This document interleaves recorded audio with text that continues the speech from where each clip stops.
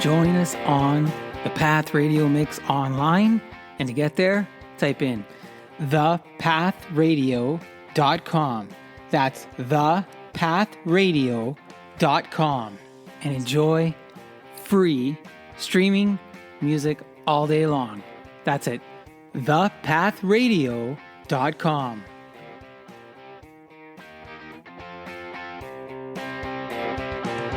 All right, now let's get to the main show, the Monthly Social Podcast, with me, your host, Guido Perino, as you go on with Guido.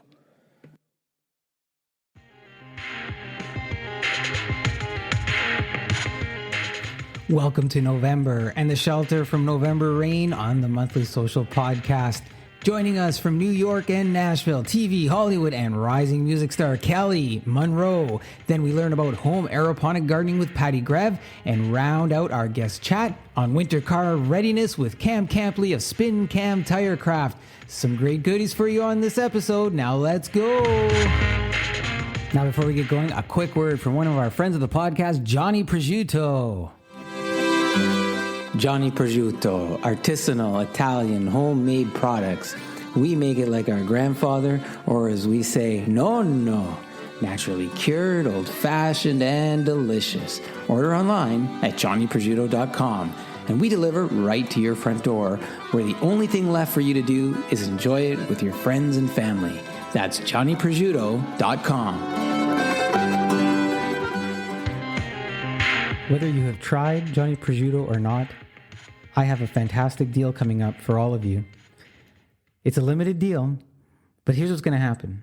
With your order, Johnny Prosciutto is going to send you a free salami and a free package of cacciatore sausage. So stay tuned, because later in the show, I'm going to give you a code, and the first 30 people are going to be able to take advantage of a free salami and a free cacciatore sausage, which is a phenomenal offer right now, especially given the prices of food. Somebody's giving you something for free, and it's really good stuff. So stay tuned for that code. Now, I have a lot to pack into today's show for you, so I want to get going on that. There's a lot going on. We just got done Halloween. Hopefully that was a great event for folks, and you were able to enjoy that. There's a lot going on with inflation and food prices and fuel, and I have an article on that later on as well. But there's also another important event in November, and that is Remembrance Day. And one of the ways that we remember is by wearing a poppy. So hopefully you can do that. But now, before we get on to the rest of the show, I'm going to pause and reflect as you listen with me to the last post.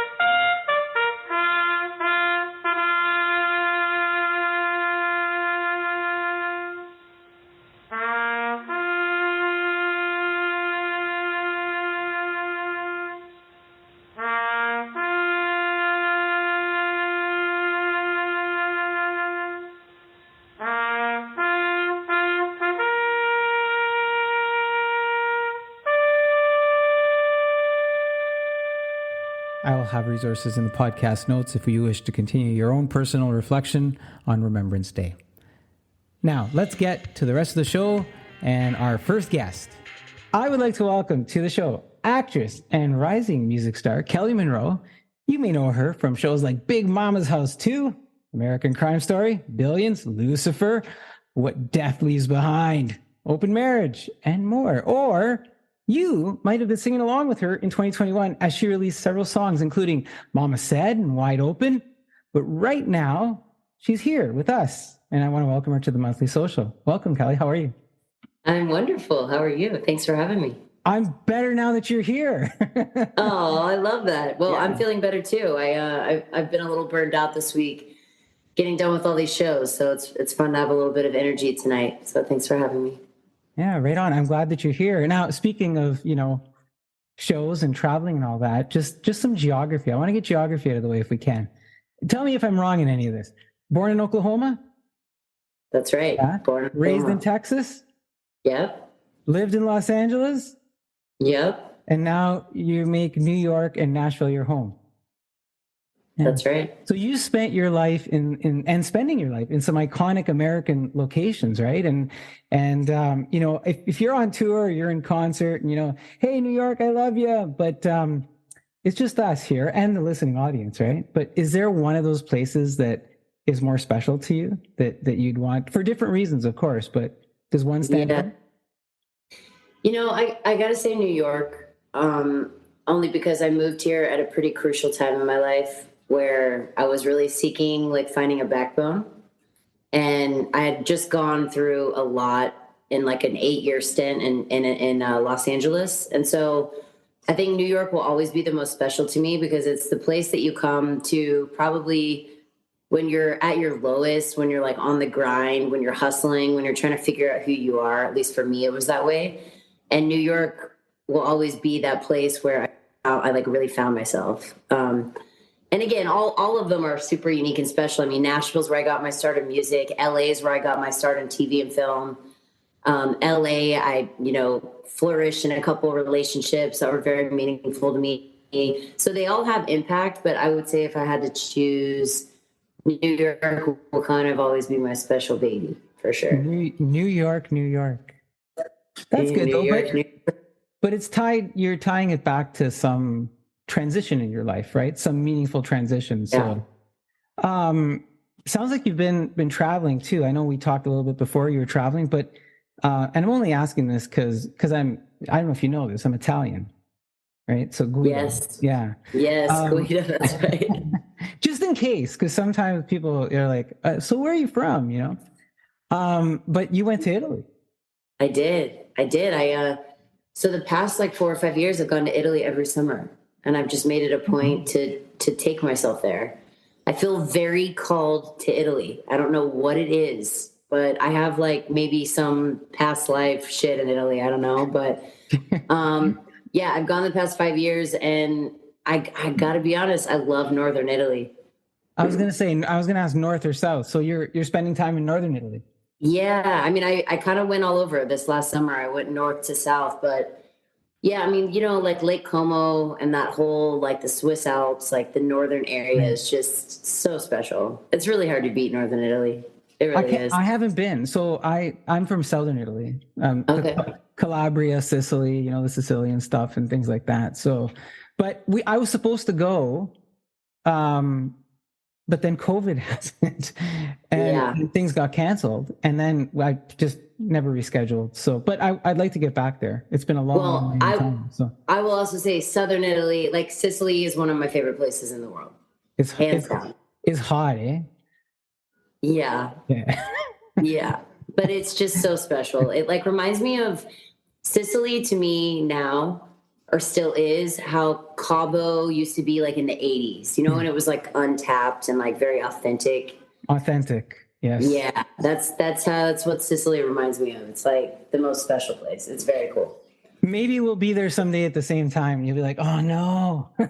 Yes, I would love that. It's actually interesting. I've been checking out Spotify, like on the back end. You can kind of check out where people listen to your music. And I'm not going to lie, I got a little presence in Italy going on, and I'm loving it. Right on. Makes me happy. It's how Italy's showing up. Thumbs up to Italy. Yeah. Thumbs up. Italy's representing. I love it. Maybe you've got some Italian roots in you or something. You just like family roots or something, I think so. I mean, but also like, what's not to love? I mean, Italy is like the most spectacular place in the world. It's like, you can't, if you don't like Italy, if you go to Italy and you tell me you don't like it, I'm literally going to question you as a human being. I'm going to play this for my mom. She's going to love you. I just would be like, if you can't be happy in Italy or like figure it out, you're a lost cause. Like, I don't know what to tell you. Right on. Kelly loves Italy. This is great. Yeah. Listen, I want to get to, I want to ask you a question, and you might be tired of people asking you this at this point. Maybe, maybe not. And maybe we'll get deeper into it as we talk about your journey. And you don't have to tell us why yet, but a lot of people know you as Kelly Dowdle, the actress. And Mhm. I understand there's some roots to the name change. And I don't really know if it's a change as much as it is an adoption or an exposure of it from Dowdle to Monroe. And like I said, you might be answering this a lot. I'm so sorry, but it's folks are kind of like, hey, what gives? What can you tell us a little bit more about the roots of the name Monroe, as opposed to why did you change it? But what are the roots of the name Monroe? Yeah, that's a great question. So my grandmother's middle name is Monroe with a W. And I wanted to kind of give her a nod when I did this like whole moniker name change thing. But I think I would say more than anything during COVID, when I was kind of finding my voice and started singing, starting writing music, I wanted to kind of make my own way in music without having any. It's kind of like, oh, that's the actress that started singing. It's like, oh yeah, I've seen her on that show, and it's kind of like I wanted to just kind of make my own way in music and start from scratch and not have anything attached to it, but also just kind of like create this moniker, right? That this name that I could kind of, it's kind of like playing a character, right? It's Yeah. just like a TV and film job almost. It's like I get to be this rebel country music kind of pop rock star, like alter ego. It was like kind of my way to stepping into this whole new world and starting from scratch and just making my own. And I really didn't want to have any, again, like kind of premeditative like ideas around that. So one night I was kind of in this like deep meditation, and I thought to myself, you know what? I think I'm going to use this Monroe name with the W because it's super cool. And Kelly Monroe just feels right. I don't know. It just kind of clicked. I like the fact that you have roots, like there's family roots to it. And I'll be honest. So the first time your song came across my desk, I'm working on the radio station stuff, and Kelly Monroe comes across, and I see your image, and I'm like, this this looks familiar. Like, right? So I'm like, I know this person, like Kelly Monroe, right? Anyways, so I went down the path and I'm like, oh, okay, right. And I want to talk about more. And I like the fact that you're saying, hey, look, I'm separating these two things, right? I got the acting career, but I've got this music career now, and I want it to be its own thing, its own pillar, its own distinction. And I want to get more to the music in a bit. Just on your acting career, and we talked about roots. Everybody starts somewhere, right? Like there's always the little root, big root. It all started for you with some initial, again, and you correct me, modeling. And I think you land a gig in a magazine at a very young age. Um, Now, looking back, do you remember what was going on inside? Like, I think you were a teenager. What was going on inside your mind when you're doing photo shoots and then you see yourself in media as a teenager? Yeah. All I can tell you is I remember the first time that I was behind the camera, like in front of the camera, I guess I should say. I would say behind the camera. In front of the camera, I just remember going, okay, this is like, I'm home. This is home to me. Like, I got to figure this out because I've never felt more alive and like in my own skin than being in front of the camera. And that all kind of started at 14. Actually, I was in a shopping mall in Texas where I was growing up. And it was like one of those quintessential stories. Like this lady came up to me and she was like, hey, I own this modeling agency. Here's my card. Gave it to my mom. And she said, give me a call on Monday. And I was like, wait, what? And so we went on Monday and she signed me on the spot. And I was just turning 15. And I told my mom, look, in 1 year, I'm going to be like in a national magazine. Like, this is my goal. And like 8 months later, I was in 17 magazine and then went on to do other stuff. So I think, yeah, I mean, for me, I light up when I'm in front of the camera, whether it's like, again, a commercial or a film or doing a print job. I think I started at such a young age that it's kind of all I've ever known really now. It's fun. So you got discovered in a mall? Yeah. Yeah. we have all these young girls who are going to go shopping now and they're going to hang out in malls who are going to watch this. So, right. So very young age, and you just kind of felt like, hey, this fits.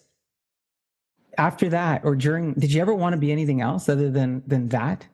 No, never. In fact, at one point I wanted to be a doctor. And I was going to go do the pre-med, like I was going to go get my, pre-med and then and I was like, no, this is going to be too much. And it's funny because I, like, not even 2 or 3 weeks later, I auditioned for a role it wasn't Grey's Anatomy, but it was something like that. It was like 12 years ago. And I didn't end up getting it, but I remember thinking, okay, I can be a doctor. It just may not be like, I may not have my MD, but I can play a doctor. So like, check, like I got that down. So, yeah, I never really wanted to do anything else. In fact, I was just thinking about it the other day. Someone asked me a question about my music, and I don't see myself doing anything else ever other than acting and singing. Yeah. It's kind of interesting because as I talk to different artists, musicians, actors, the folks who have made it in terms of making it, right, like an established career, the one common thing I've seen is that that's what they want to do. Like, they don't want to do something else. That's what they want to do. They don't have a side gig.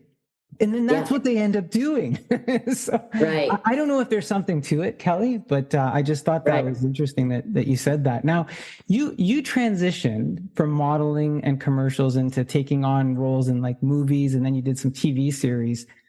Are those things different? Like, is doing how you prepare or what the expectations are on yourself and from others, are they different from modeling to movies to TV? Yes, so different. So I think TV is probably the most exhilarating because you don't get, film is my favorite, and I'll tell you why in a minute, but TV I would say is the most exhilarating because you don't, like, time is money in television, and you don't get time. You get like 1 to 2 takes and you're in and out. I mean, it's, you're on the network's dime. So it's like, you are flying through stuff faster than you can even imagine. Whereas film, it's like you really get coddled in film, right? Like, you get to do it, 20 times if you want. They will push back a scene. They will wait until tomorrow to do something else until you get that scene right. And, there's a lot of connection between you and the director. So, you get to be in the zone. You get to, talk through things. It's like you almost get to have a little therapy session before you shoot, right? And in TV, it's like, all right, you show up, you go from your trailer, you show up on set, and you get 1 take, and it's done. So you're talking about the distinguishing between those two pieces when it comes to movies and TV and things like that. Is it harder, or sorry, maybe I should go the other way. Is it easier to get into your role when you're doing movies as opposed to TV then? Yes, absolutely. I think it's way easier to get into a film role. You're allowed more time.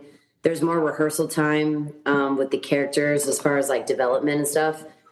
TV, the network hires you and you just kind of show up and do it. You maybe run through it one time, but it's not, time is money. It's very, very different. So before you went full on acting, you had a job. I think you were working in pharmaceuticals. Yeah. Right. So I had this thing, you're going to think I'm crazy maybe, but if you ever watched The Big Bang Theory, do you ever watch that show? So Penny, she kind of went the other way, right? Like she was acting and then she ends up doing pharmaceuticals. And I was thinking of that when I was looking up your stuff. And then I thought, are there any parallels between you and that character when it comes to that? Oh, that's interesting. I've never really thought about that. I mean, I'm sure. Yeah, that's pretty cool. Well, I actually was acting before I went into pharmaceutical sales. So I went from acting to pharma, and then I left because it just was like, if I'm being honest, it was like sucking the energy out of my soul. I hated it. Well, that makes sense because you said before, when you were acting in front of the camera, that was you. That was what you wanted to do. So yes. It's just, listen, Ignore me. I'm just having fun with that. Just a little No, bit. I love it. I love that. I need to go back and watch a few episodes and like try to make that connection. It's very interesting. But yeah, no, I mean, pharmaceutical sales was it was a means to an end. And like, I've always worked a job, even when I was 14, but it's like, oh man, I could not, I'm so glad I didn't become a doctor because that would have been the wrong path for sure. So look, one of your first acting movie breaks was Big Mama's House 2, and you're working with Martin Lawrence. What is your best and worst memory from that casting experience? Best memory is when I was actually in the casting process. There was like 75 girls in the room, and like all of them looked very similar to me. And I remember thinking, oh my God, like, why would they ever choose me? You know, this is like, there's so many girls here. And I remember my mom looked at me. We were in New Orleans. They were casting it in New Orleans. And my mom looked at me and she goes, but none of them are you. And I remember I walked into the room right after that and I just did my thing. And we got a call like not even an hour later. They weren't even done casting the other girls. And they said, you know, we want to book her. And so that's always stuck with me. I would say that was probably the coolest experience getting that job because that kind of opened up all the doors for me, I think. And then I remember being on set and, you know, Martin and I were real chummy and, you know, he just thought I was like this, you know, cute little, you know, I think I was 18, 17 and he just gave me a lot of shit. You know, we were homies and we were super cool. And what's interesting is like 3 years later, I wasn't working. Nothing was happening. I was kind of in a lull. And I went to Burbank. I was in Burbank, California. I had just left a studio lot auditioning. And I was real down on my luck. And I pulled into a Subway, like a Subway sandwich place. And I go in and freaking Martin Lawrence is standing there. I mean, only in California. And I was like, yo, what are you doing here? And he was like, oh, I just left this lot. And I was like, oh, I just left this lot. And he's like, how are you? And I was like, you know, I'm not going to lie. I'm a little down on my luck right now. You know, nothing's really sticking. And you know how it is. It's like feast or famine. And I just remember he looked at me and it was kind of that same feeling that my mom, you know, had said to me the day in that auditioning room. He just said, you know, you're you and you're great. And like, you're going to find your role. It'll just come to you. You're going to find it. So don't quit. And I remember like leaving and I was like, all right, I'm not going to quit. And then I did quit for, for 6 years, but then I came back. So, but so from that, you had some life lessons that were positive. Was there anything you look back on that and go, oh, I wish I hadn't, or oh man, that was bad, or anything like that? Well, yeah, that whole situation was pretty. So we go to the premiere of Big Mama's House Part 2, and I am thinking like, wow, this is gonna be my breakout role. Like, you know, I've got like 10 scenes with Martin. I'm like gonna kill it. This is it.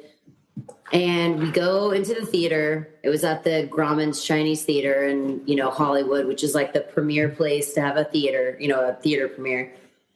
And I sat down and the movie's starting to play. And I'm like, oh, my scene's coming up. My scene's coming up. And they skipped right over. And I was like, all right, that was weird. Scene number 2, you know, it's coming up. And showed a little snippet of me, you know, and there were like 3 or 4 more scenes of me, but this was supposed to be a major breakout role. And granted, again, it was a great first role for me. And I had 3 or 4 really healthy scenes and developed the character and all that. But the lesson I learned was I thought I was the shit. And it was a very humbling lesson because I was like, this is my first breakout role, this and this. And they cut more than half my scenes out of the film. And I remember telling everybody, this is it. You got to go see this movie. This is it, you know? And of course I was still in it, but that day I really learned humility. I was like, okay, until something comes out and your ass is in the seat watching the premiere and you see yourself, you say nothing. Like you wait and you sit on it and you say nothing. And that was a very humbling experience. And so you had no idea? No, that's the thing. You don't know until it's out. I mean, look, unless you're like Will Smith or Angelina Jolie, and it's like your film, or George Clooney, and you're Right. like, you're to that level. Yeah, you get to sit and you get to edit and you get to watch playbacks and you have complete creative control over it. But that big gap in between, you don't really have any say, and you don't have a lot of control over what makes it in and what doesn't make it in. So you could think you've got this like huge breakout role and then not even be in the film at all. You know what's interesting, Kelly, is whether you talked about your good memories about that, or maybe the not so good ones, you actually took something away in both cases. Totally. So that's kind of neat. One of the roles you played on TV was that of the late Nicole Brown Simpson, and that's on American Crime Story. Now that opportunity comes up, and what do you think about playing that character, knowing the background of the story? Was that one of the harder things that you had to do in your acting career? Yeah, that was a very sentimental time in my life. I'm really honored to have played her. I think there was a lot of, she was definitely very present. That's all I can really say. It's interesting to play somebody that has passed, because there's a level, I'm an empath by nature, so I really feel things and I can feel people. And there was definitely some channeling of her that day. I can't those days. It's kind of hard to explain, but it was a great honor to play her. I think there's a lot of misconstrued information in the media about her. But she was a great mother, and she was a really good person. So it was cool to play that. And then the same thing with Anna Nicole Smith. I got to play her as well. And that was very eerie and very, very realistic. Again, really honored to have played her. She's from Texas as well. Took very different paths, but she started out in modeling and then went on to Right. do TV and film and stuff. So it's kind of been a little weird that I've got to play these women that have come to pass and have since passed on, but it's really helped me a lot in my career for sure. What goes into that? Like, do you do, like, is there research and practice, or like what goes into something? Like, what's the and maybe if I'm asking you an industry secret here, then just say so. But is there something that goes into readying yourself for that's different? Yeah. So they hire somebody on the show or in a film that literally is an archivist, and like all they do is pull archives for you to study. So they are like, their number one job is just to know the facts and to get the facts. So I think between doing your own research and then also studying like a lot of people are like, okay, she was born here, she lived here, she was this, she had her kids this year. Like the archive pieces are important, the editorial part, but I was studying their facial expressions and the way that they laughed and the way she would tilt her head when she was, shy, or it was really the personality traits that I really fell in love with. And like, that's why I love playing people that have already, that are actual people. That was really cool. And I also think to see how they cry, how they sneeze, how they laugh, like all the little quirky mannerisms that make us who we are as individuals was really cool to study. And I also think, again, I feel a lot of things, and I'm pretty, I would say, empathic in that way of like, I really like to channel people's energy and pick up on that. So it was really an honor to feel their presence the day that we were filming some of the harder scenes. It's actually a pretty cool story. I'll just share it with you real quick. When I was playing Anna Nicole Smith, they kept sending these reshoot dates. We had to do a pickup shot, and it kept getting rescheduled and rescheduled. And it was the actual day that she took her last breath and she died in bed. And we just couldn't get it together. And, production was having issues with, location and some things in post. And so they finally sent me the date, and, I showed up, we shot it. It was really eerie, really powerful, really beautiful. The whole set, everybody on set was very moved. And I just felt this overwhelming sense of her presence. It was like she was in the room. And that was the day that my mom had come. And I remember when we were done, he said that's a wrap. We were done shooting. And somebody looked down at their phone and then looked up at me, and they were like, I'm so freaked out now. Well, we didn't put all the pieces together, but it was the exact anniversary of her death was the day we shot. Wow. You're giving me chills. Yeah. And you could just, I mean, I could just feel her. I could feel her presence. And it was just, you know, a lot of people would maybe call me a kook for thinking that, but it was like, it's really such a joy to play these women because you really do get to kind of do them justice in a way that they maybe didn't get to express. And I hope it's not my last. I hope I get more opportunities like that because it's really cool to play a character, but it's even more beautiful to play somebody that isn't here anymore. You know? Well, thank you for sharing that and just for being so open about it.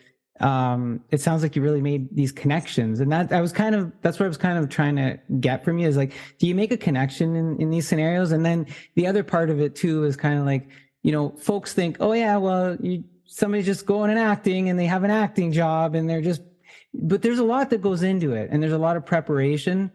And then as an actor, you do make these personal connections with the story as well as the people you're portraying. So you're on the set of American Crime Story. You worked alongside actors like it was John Travolta, Cuba Gooding, David Schwimmer, Sterling Brown. Like the list just goes on and on. It's a slew of other talented and notable fellow actors like yourself. But you're part of an award-winning cast. Were there any moments, anything that actors said to you or each other that stand out in your mind as part of the acting journey during that experience? Yeah. It's funny you asked that. John Travolta, I was sitting in the hair and makeup chair and he came up to me and he said, "You are just so beautiful." He said, "You really look a lot like her, but I want you to know you're beautiful." And I said, "Thank you so much." And I said, "I really hope they give me a shot at some of these flashback scenes because, you know, we weren't sure if Ryan Murphy was gonna, like, if they were gonna give me a really healthy part in this, or if it was more just going to be like the coffin scene and the photographs and this and that. And I said, I just want my shot. I want to do her justice. I want that one scene, you know, a flashback scene or something. And again, it was kind of like my mom had said, and Martin had said, it's like kind of been this, if I look back at the timeline in my life, there's been a lot of really important moments where people have said the same thing. But John looked at me and he said, "You got a seat at the table. So if it doesn't happen here, it's going to happen." And I will never forget that.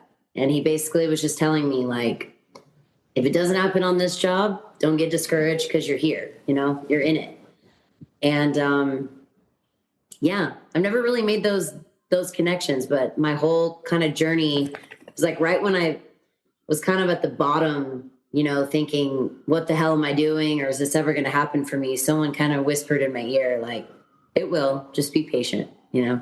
I love that line. You got a seat at the table, right? Like, yeah. Yeah, when you think about that. Kelly, how did your family and friend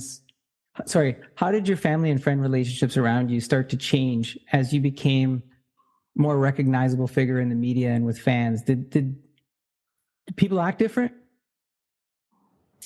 My family never, because they know what a goofball I am.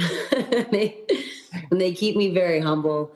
You know, I think you're always going to have people in your life that question, you know, your intentions and why you're doing things you're doing. And there's a lot of projection that happens in life too, right? Like people are unhappy with themselves. And so, you know, they loathe the fact that you're actually doing something that you want to be doing, right? So you're made a figure of that. So to answer your question, I've had friends that have come and gone. People that have kind of questioned my, not integrity, but just like my intention of why I'm doing it, you know? But I think anyone that's really close to me knows that I've always loved film and I've always loved being in front of the camera for the right reasons. And that, like, I love telling the story of a human being. I mean, it's really why I do all of this, whether it's, you know, songwriting or singing or being a part of a film. Like, I love telling stories and I love making people feel something, whatever the feeling is. I love I love awakening or moving somebody into a feeling. And that's why I'm doing this. So I think, look, you've always got, like, I remember there was this one girl that was like, oh, you just want to be famous and you want to, do this and that for the limelight. And I'm like, you couldn't be more wrong. Like, and again, I think it takes time and consistency to prove that, I think. And I'm not that I'm trying to prove anything, but my heart has always been in the right place. And I think over time, like if somebody said, I'm going to give you your Oscar winning role and you're not going to make a penny from it and you're never going to get press about it. If that was even possible, I would say, sign me up. That's like, because I get to live my dream. Because I get to live my dream and I get to live my truth, because the truth is like, that is what moves me is to tell stories of like mankind and like to move people and to make people feel better. That's my goal. And I do it to make myself feel better, to make myself feel really complete and whole. So yeah, I think you're always going to, let me put it this way. I was thinking about this the other day. If you're not having people talk shit or challenge you about who you are or pushing your buttons about your integrity, then I think you should be doing something more bold and more daring. And we should be pushing ourselves to the point where people are, like, I think having a hater is very healthy. I think it means you're on the right track and you're doing something worthwhile, Yeah. So that feels good, that The dog agrees with you, by the way. Yeah, like he's always been so silent until now. He's like, right? heck yeah, mama. Sorry, that's Cash? This is Cash, my golden doodle. Come over here, Cash. Come say hi. Cash wants to be part of the show. Come here. Hi, Cash. Yeah. Say hi. Hey, Cash, how are you doing? He's my boy. He's such a good dog. Now, is this Cash after Johnny Cash or? This is Cash after Johnny Cash. He was 2 months old laying on the couch, and he was laying on the couch looking up at me, and I was like, I don't know what to name you, little guy. He was laying on his paws. Yeah. Like pondering. And the same picture that he was laying right under, Johnny Cash is pondering. And I was like, oh my God, I got to name you Cash. It's a no-brainer. That was it. And there's Cash. Yeah. So, Kelly, I want to close off on what we were talking about and the career and changing. And I asked you, did it change people around you? And I feel a little silly asking you this question because earlier you talked about humility, and it sounds like from all your life experiences that I know the answer, but I want to ask it anyways. Did it change you? Are you a different Kelly today than you were before all of this started? Yeah, I absolutely am. All the different like parts of me, embracing all of them, like adapting, healing, changing. I mean, the truth is like, I'm so grateful I've changed. I'm so grateful I'm continued to change. And kind of seeing who I keep, I don't know, evolving into is really fun. Cause I feel like I'm just getting started, and who knows what I'm going to do next. I feel like when you're an artist, you're always going to be doing something, whether it's singing, writing, painting, in film. I actually just made this really cool Swarovski crystal art that I just hung on my chimney. So to answer your question, like, yes, I've changed and I'm so happy about it. And I think I'll just keep changing and keep evolving. And I think we all should be doing that or should want to try to do that, and striving to be better and seeing, I don't know, like how we can continue to evolve. I think it's probably one of the greatest joy rides I've been on so far, is loving myself through that for sure. So let's talk about that. Let's talk about change and transition, because that's what you're doing. You're transitioning to music. We're in the middle of a pandemic. I dread saying the word sometimes because people are like, oh no, he's going to talk about the pandemic. But everybody's exhausted, but I know. But we're in the middle of a pandemic. You decide to release a song for the first time ever, I believe. Mm-hmm. What leads you to that moment, to that transition, to that change? You're now releasing a song. So TV and film shut down, auditions weren't happening. And I was single, lonely. I was at the lowest point in my life, probably. Hmm. And I remember thinking to myself, all I want to do is express myself. And I don't know how to do that. I felt really like repressed. It was weird. I felt like repressed and sad. And I remember one night I was laying in my apartment. I think I had had a couple glasses of wine. So I was just like really in the feels. You know how we all get like that. And I had this guitar that I've had in my apartment for I don't even know how long. I've just always had it. I've never picked it up and played it. And this night I just sat up and I was like, I'm going to freaking grab this guitar and I'm just going to start talking. And I have all these journals that I used to write in, and I stopped writing a long time ago, never picked them up again. And this particular night, I grabbed one of those journals and I started reading about all my childhood memories and all kind of the trauma and the pain that I went through and growing up and this and that and all the joys of it. And I just started writing and I started writing lyrics. And it was that night that I just kind of, everything started clicking. And I was like, I think I'm just going to start singing. I don't know. it just, it just felt right. It felt right. And my brother was a singer growing up. I never sang. It was never my thing. But this particular night, I was like, I'm going to sing. So if the pandemic doesn't happen, does Kelly get to this point anyways? I absolutely would not be here without the pandemic. It had to, I had to slow down. I had to isolate. I had to get in my heart and like out of my head almost. I was like living a very mechanical, methodical, cyclical life, going through the motions. You know, I think a lot of people can probably relate to this, but we get in a grind, right? An everyday routine. You know, you go to the same coffee shop, you get your same drink, you get your same. And when the pandemic hit, we were all forced to slow down. We were forced to look at what lived in those white walls that no one else wanted to look at. We were forced to look within. And when it gets quiet, life really gets loud, you know? And it got really noisy for me. And I kept trying to not listen to the things that I needed to listen to. And so, yeah, without that pandemic and without the fear, there was something about the fear of the pandemic. You know, it really, I think, made people feel, you know, like immortal, like the whole word immortal, like rings true to me. It changed. It's just like, yeah. And also like how short and sweet life is and like, what are we really doing? What are we valuing? What's important to us? And it just kind of reframed my whole life and what I was really desiring and wanting. So I think those lyrics started coming out when I was thinking about like, what's the worst thing that can happen? I get sick and I die.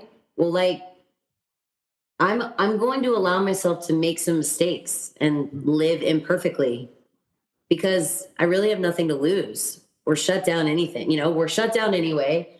No one's here. You know, if I'm going to up or make a mistake, I might as well do it here right now. So yeah, I wrote my first song that night. That night when you did that, did you go to a place? Like, did you go to that place where you know, like you said something earlier where you said, you know, not in your head, but somewhere else. Did you go to that somewhere else where you weren't just singing in your head, but you were singing from, you know, like deep inside, like a different spot? Did you hit Yes. that pocket? Is that what happened? Yes, that's exactly what happened. Yeah. And from that point on, what you realize is when you tap into that, you can't ever go backward. Right. And that's when everything changed for me. And I promised myself after that night that I would pursue this because of the way it made me feel. And I think like a couple younger girls, I think she was maybe 17 and the other one was like, I don't even know, 12 or 14 maybe. They asked me the other day, like how would you tell us to get started or what would you tell us to do? And I just said, like, with discernment, of course, like using logic, and, most women are very smart. Chase whatever feels good. If something is feeling good and it's resonating with your soul and it's making you feel alive, like do more of that. And I think after that night, I was never able to go backward in the sense of like kind of going through the motions and living in the mundane cycle of what I was doing. It was a very kind of shallow existence. And I had done some cool shit, sure, but I didn't feel really good about my process. And I can tell you now, after diving into music and writing words that have changed my heart and hopefully reached other people, I'm now on a journey to make music and to make TV and film that like really impacts people's hearts and like changes people's lives. And I mean that in like, it sounds kind of silly to say that, but like if I can make impact with two people, like I will have won, like, and I already feel like I've done that. So I just want to keep creating and speaking my truth, and maybe in turn that will help people speak their truth. I think, hey, I'm just one person, and we're going to talk about your music and the lyrics and some things, I think you're heading that way. Like the depth of the lyric is really there. And it's not just the music. And I asked you about the pocket that you reached that night for a reason, because I get the feeling when you're on stage now, or at stage, when you're doing a show, that that's the holy grail. Like you hit that pocket and you relate back to that night, and you're just in that moment, right? And you can see as people are listening and observing what you're doing, that you're making a difference. I want to ask this though. You have an interest in spirituality. You believe in manifestation. How do those two things factor into your music career? Great question.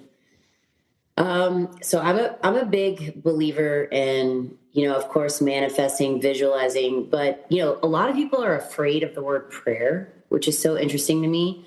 I think because they think like, oh, she's praying to a God, or she's praying to like Jesus or the Messiah or whatever. And that's not what I mean by prayer. What I mean by prayer is I'm big into gratitude and in putting out and putting up like what I'm thankful for, what I want more of, asking for any assistance beyond worldly assistance.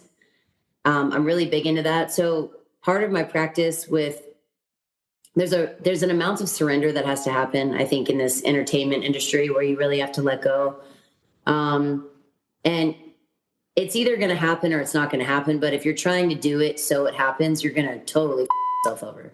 You cannot be in the entertainment industry to get to something, or to get an accolade, or to get to wherever. You got to do it because you can't live without it. You got to do it because without doing it, it makes you crazy. And so there's a level of surrender that has to happen. And I think my spirituality has helped me really let go of what that end result is supposed to look like. Because every time that I have tapped into this pocket that we speak of, this place of, what they say, all the greats that used to be on stage, they kind of lose themselves in the music and they just forget about what's going on.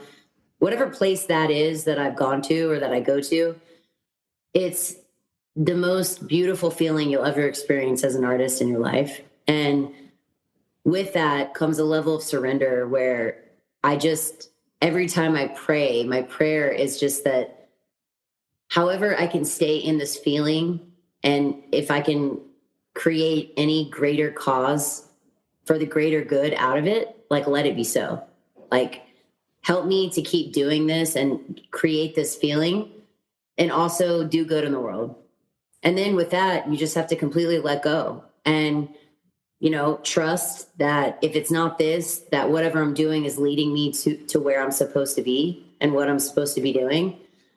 And it's a really, I've talked about it with colleagues and other people in the industry, but it's like, you want it so badly and you have got such a tight grip on it. And in the same sentence, in the same breath, you completely let it go and you completely surrender. And it's like, that to me is artistry. It's like that circle of life, that breath, that I want it so bad that I would give up my whole entire life for it, to I'm okay if I don't, if I let go of it and it slips away from me. It's like right in between those two things is like the art. It's a fine line. It's a fine line, and it's the most interesting, delicate line you'll ever dance, but I wouldn't trade it for anything. But it's not for the meek of heart. I mean, I risk comparing this to anything that you've gone through, but I want to share something with you that please. Back in the days when I was taking dramatic arts, and I loved drama, I loved, the stage and all that stuff. And I had a professor, and this professor said this one thing to me. It's always stuck with me. And she said this: the minute that you're on that stage, the minute you think that you've got it, that you're the greatest, that you're the best, that you've nailed it, you've lost it. And she said, you've got to be on that line between I'm the best and your humility to truly be where you need to be. And you made me think, oddly, this is 20 years ago, maybe longer. I love that. So you made me think of her, and you made me think of that line because it rings so true. It's such a fine line, right? That you walk to do that. Kelly, you talked about the, like the influence and others around you. And for the folks that this isn't going to be this isn't a visual podcast, it's an audio podcast. So folks are going to be listening on, Spotify, Apple Music, all those things. There's a wall behind you, and you've got all these different portraits of stars and actors and just some famous folks. And we're talking about spirituality and manifestation. Why do they surround you? Why do you have them there? What a great question. What do you do? What do you have, a podcast or something? Well, you know what? So I have a background in sociology and a little bit of psychology. So, but don't worry about it. There's no analysis going on here. I'm just sharing with people because I'm in awe. I called it, when we logged on, I said, wow, look at the wall. It's the wall. And I love it. But what does that do? Okay, before Kelly tells us about the wall, let's hear from one of our friends of the podcast, Chaser's Juice. Hi, I'm Richard Chase, introducing Chaser's Fresh Juice, a local business in Toronto. We've been in business for over 20 years, initially supporting our local Toronto area and now servicing all of Canada. Chaser provides fresh organic juices, ingredients including citrus zest, dehydrated garnishes, and fresh citrus peels to enhance any cocktail or recipe you can think of. We have successfully supplied restaurants, distilleries, craft breweries, and bakeries across the country. Reach out to orders@chasersjuice.com for any questions you may have. We are a customized fresh juice company, and I'm sure we can help you. Thank you. Thank you, Richard, at chasersjuice.com. Now let's get back to our guest, Kelly Monroe, and what she's going to tell us about the wall. I'm in awe. I called it, when we logged on, I said, wow, look at the wall. It's the wall. And I love it. But what does that do? So, there's these vision boards that people have, right? And for me, I decided, I want to walk into my home every day and see people on my wall that inspire me and that expand me and expand the notion of what I believe to be true of what inspiration is and what that looks like for me. So, I've got a lot of people up here that are really important in both music and entertainment. Just historically, I mentioned to you earlier, I've got Dolly Parton up here hugging Mick Jagger. And this was 1977 in the downstairs basement of a New York City club. And the reason I love this picture so much is no one knew and no one knows that Dolly Parton and Mick Jagger were dear friends. And they ran into each other at this New York City nightclub. And just the way that they're embracing one another, their smiles are so big and they're so happy. And, to me, just that one picture alone, I've got about, 50 up here, and I can speak to a lot of others. But This picture was also really important to me because it helps me remember that we don't need to choose a lane.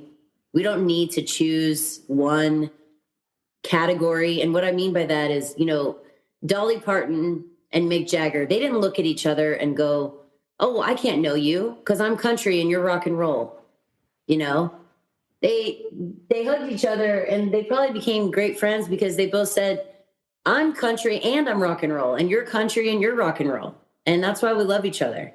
And it's always kind of helped me remember, like, you can be whoever you want to be. You can love whoever you want to love. The only parameters and like things that we do is to ourselves. The limiting beliefs is all self-inflicted. And yeah, I don't know. Then you've got, like, I've got a picture of Rio de Janeiro up there, which I always thought that big Jesus in Rio de Janeiro is so cool. I've got Jimi Hendrix. I've got like Aretha Franklin and her original group with her sisters. I've got just a bunch of really cool, like Johnny Cash pondering. Yeah, see, I think like the pictures that you have, and for folks listening, I don't think they're just random, "Hey, I saw this picture in a magazine." I think each of them means something to you, or you've got something from each one of those things, right? Yeah. So I'm predicting something here. I'm going to predict that in the future, you're going to have a song called "Pictures on My Wall." Oh, cool. And it's going to be something about, you're going to tell us something. I don't know. Who knows? I'm just making stuff up here, I Kelly. love that.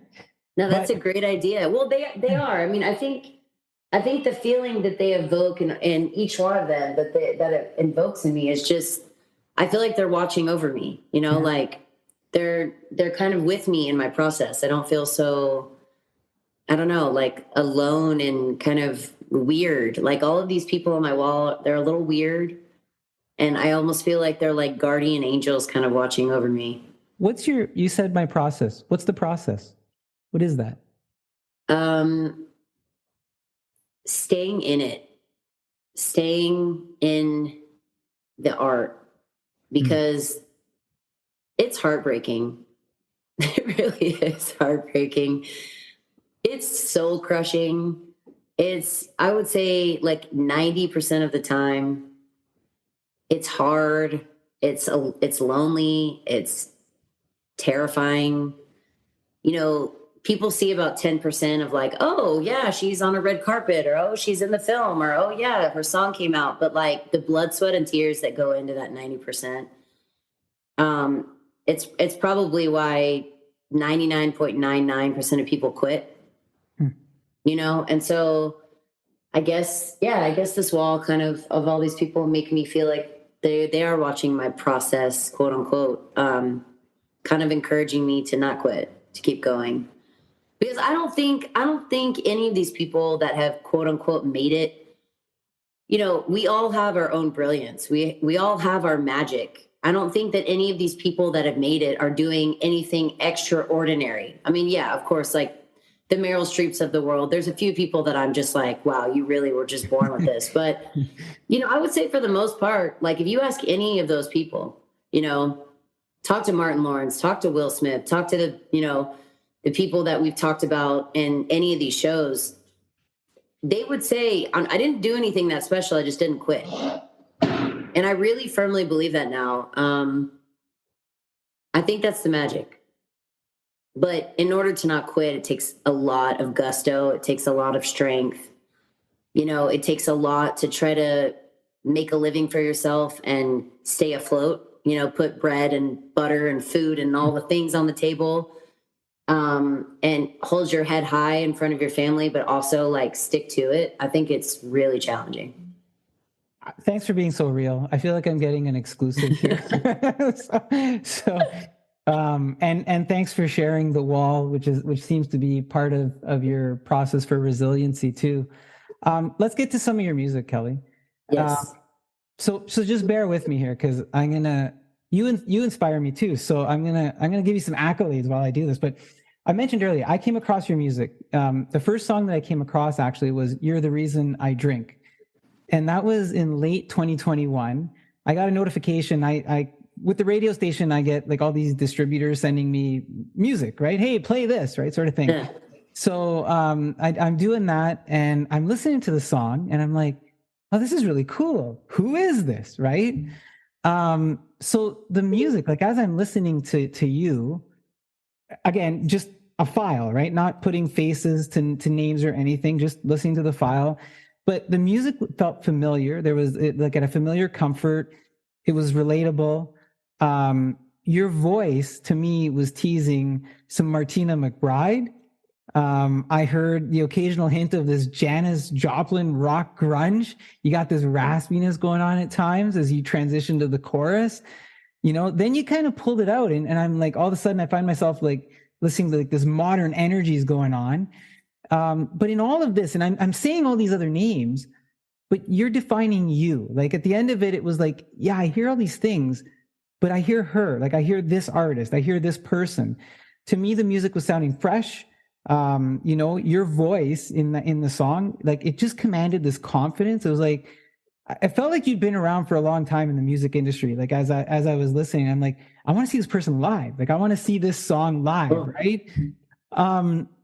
And then your lyrics felt like they were part of something real, like they were lived. And I'm saying all of that, and I'm going, your voice over all of this had such presence. Now, your first release in 2021 was also a song called "Mama Said." Yeah. Between "Mama Said" and "You're the Reason I Drink," and I'm not ignoring like the wide open as well, because you put out an EP there. You're just releasing all these gems. Okay, to me, that you're releasing all these gems. Tell us what the story is behind one of them, what's the story behind "Mama Said," or what's the story behind "You're the Reason I Drink"? Are they true to a personal story? And if you're uncomfortable getting into the personal story, that's cool. But there's got to be something else to this, because they just sound real. They're all real. They're all my personal story. You're the Reason I Drink. So this is actually very cool. So the night that I sang that song, when we were talking about the pandemic, picked up the guitar, gibberish, really. I didn't know what I was doing, but this is how the world comes together, and this is how life takes you on a freaking ride. So like not even days later, I'm on Facebook on my computer, and Dean Sams, it's his birthday. Well, Dean Sams started Lone Star, the country group. I don't know if you guys know Lone Star, but they were epic. Very much. Yeah, still epic. And I've stayed really good friends with him and his family. And I said, hey, Dino, happy birthday. And I private messaged him and I said, hey, I'm thinking about coming to Nashville and I want to try to write a song. You probably think I'm crazy, but I was in a music video for Lone Star when I was like 18 years old. No way. Yeah, this is how life brings you full circle. So I messaged him and he wrote me back and he said, get your ass to Nashville anytime. We'd love to have you. We'll drop in the studio and we'll do something. So I'm sitting there going, oh my God, I gotta go. I gotta go to Nashville. And so like 2 or 3 months later, the bar lifted, COVID lifted, you could finally travel. I got a Southwest flight to Nashville. He came and picked me up at the airport. We drove to a studio. He had a co-write with a guy named Marty Dotson, who is a legendary music writer. And he already had a co-write with him on the schedule. And he said, we'll bring you into it.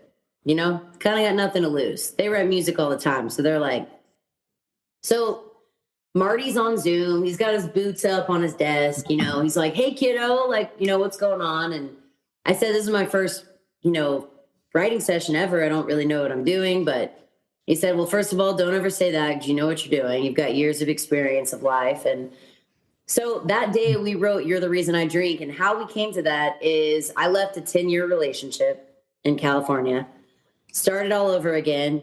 And I said, we were drinking a beer while we were co-writing. And I said, have you guys ever literally just wanted to toast to somebody? Not because you're like, not really even angry anymore, but here's to you, cheers to you. Like, you're the reason I drink because I'm so happy I'm not with you anymore.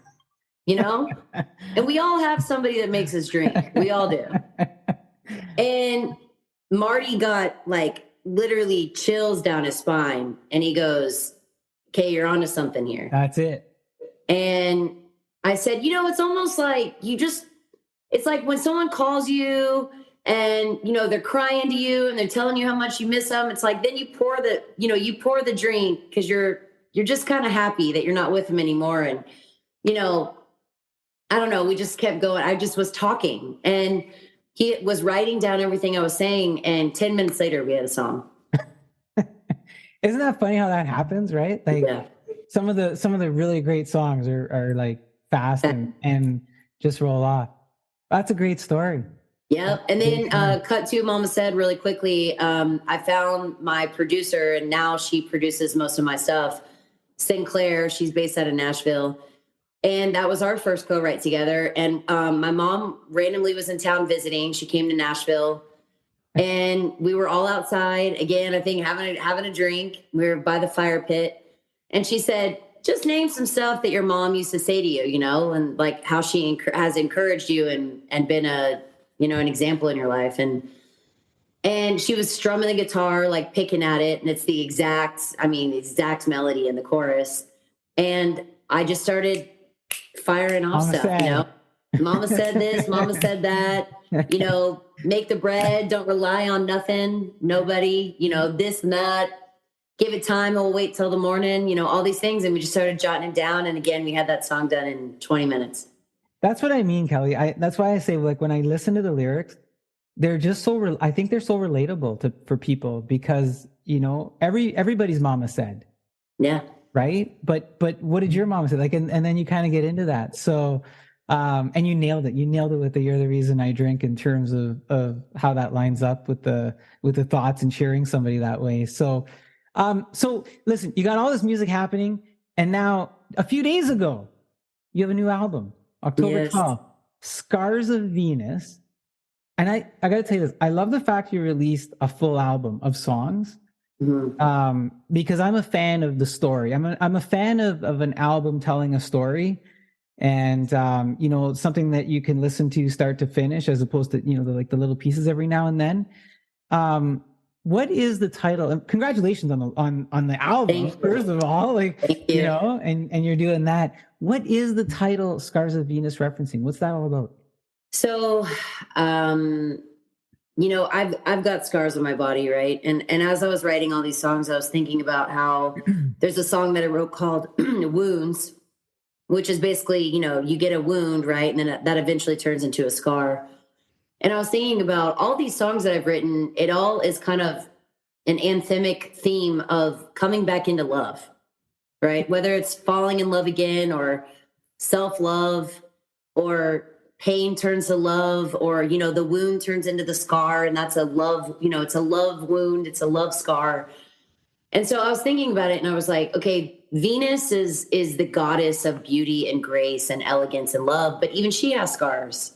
So, it's really about, like, Scars of Venus represents to me a collection of tracks of, like, kind of coming back into love. And whether that's with yourself or with someone else or with your scars, with your past, with, healing. And to me, it kind of represented just like, even out of all of the trauma, all of the sadness, it will always turn back into love and you will always rise up out of that. And this was a really important album. I decided to put all these tracks out at once. Everyone thought I was crazy, by the way. Oh my God, you got to put single tracks out. Nobody puts a whole album out unless they're like mega famous. And I was like, that I'm going to do it because, these collection of songs are super important to me. And it is a book. It is a story. And, and I also think, like, hey, when you got an album under your belt, it's, talk about having a seat at the table. I'm like, okay, like, I can do this. I can write and I can do this. And, this album was super important to me. It was a great freshman album. I'm really, really proud of it. So it fits the idea that I was saying in terms of the theme, and that explanation. And we're going to talk about a two or three of those songs in a moment.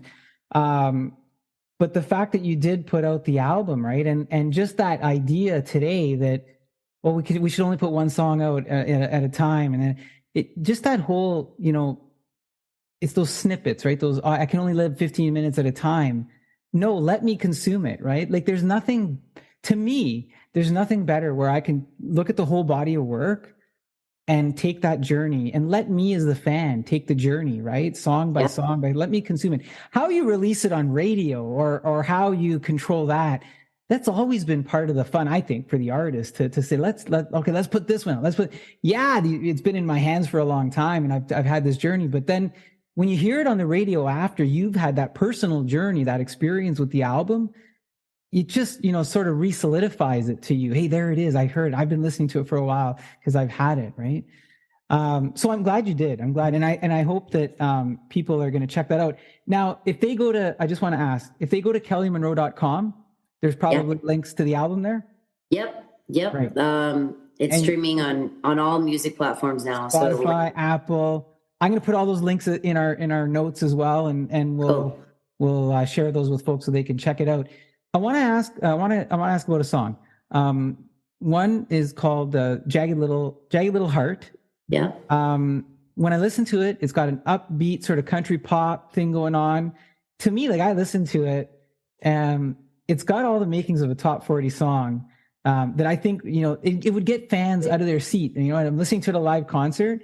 And, I let my daughter listen to a lot of the music, right? And I'll say, hey, and I could just tell by her facial expressions. And so I let her listen to that song, and I could just tell, like, her ears perked up, her eyes were like, okay, right? So everybody in the house who's listened to it, they have that reaction to it. The trigger goes off, and then I go, yeah, that's it. Like you hear what I hear. And if more than one person hears it, it's like, yeah, man, it's a good tune. Now all your broken, there's some lyrics in here. All your broken parts are part of your life. All your broken parts are perfectly fine. Such a juxtaposition of lyrics there. Are we talking about your own jagged little heart in any way? Yes. Yeah. Totally. You were talking about, yes, that's absolutely my jagged little heart. I think, again, going back to the title Scars of Venus, I think this is probably the main song that exemplifies that. Just that, to embrace the broken parts, because that actually is like the perfection, right? I always think about the Japanese, when they break something, they put the gold glue back in between to right. Put the pieces back together, but it's made of gold, and it's that coming back together that actually is the art. And that particular song is definitely a childhood nod to like my inner child, like the little girl in me. Just about her, like just letting her little freak flag fly and being who she is and not being afraid of it and being unapologetic. And I think we all have that inner flag we want to wave unapologetically. And that song is all about just stomping your feet and putting your shoulders back and your head high and just being who you are. Self-esteem. Yeah. Yes. Yeah, I felt that way too. It's like, yeah, you kind of want to, and you feel good about it and you feel good about yourself. And that particular lyric where you're going, yeah, there's all these broken things here, but it's okay, right? Yes. I know what they are and they're fine. And here's why. And I'm going down. So we're going to hear that song a little bit later. Another song that we're going to hear is Wake Up. And to me, it's a bit of a roller coaster song. It takes you from a calm reflection to like a more pumped up chorus revelation. You seem to have some progressive rock beat elements that blend into rock rhythms, and it's got that pop backbone to it. Again, strong lyrics, and I'm just going to quote a few of them. I love lyrics, so that's why I want to love that. So many excuses. It's pointless to do this. I'm high. Just bad luck is what you say. I drive myself crazy sometimes. How many times can I go on this way? And I say, is this Kelly? Is this you? What's pointless? Or was there something that you deemed bad luck when you're in that moment writing those things? So this song was all about, I actually wrote this for a friend of mine who we had a little bit of a falling out just due to some addiction and some mental health issues that she's experienced. And, we all have somebody in our lives. We all know somebody that struggles with addiction or mood disorders. And which I'm actually an advocate now of helping people find resources for that. So that's a different conversation. But we've all been in the situation. Again, talk about raising a glass to somebody that makes us drink. You know, I've definitely, I don't struggle ongoingly with addiction, but I've definitely had moments in my life where I'm like, oh, I wish I wouldn't have said that. Oh, I wish I could have just taken that back. Or, you know, the self-loathing, you know, the next day where you just feel like shit and you have a hangover and you're just like, why did I do that? And then, you know, it becomes a cycle, right? Like, especially in college and post college, it was like, how many times am I going to go on this ride where it's like, I'm not going to drink again. Okay. And then I'm going to drink again. And then I'm going to feel like shit. And then I'm going to say something I regret. And, you know, again, it's the classic, we've all been on that journey. And, but I mainly wrote this song for my friend. It's just like the same conversation calling me all the time. Like, yeah, I'm going to apologize. I won't do it again. And then it happens again, you know? So I try to get in her shoes in her mind. I'm like, how exhausting and how gut wrenching that must be to be stuck in that pattern. Cause like me, I can pull myself out of it. Right. And I can come to, and I can use all the tools that I have in my toolbox to get me down the road on that. But there's a lot of people that can't. And, it's like, wow, how many times are we going to stay stuck?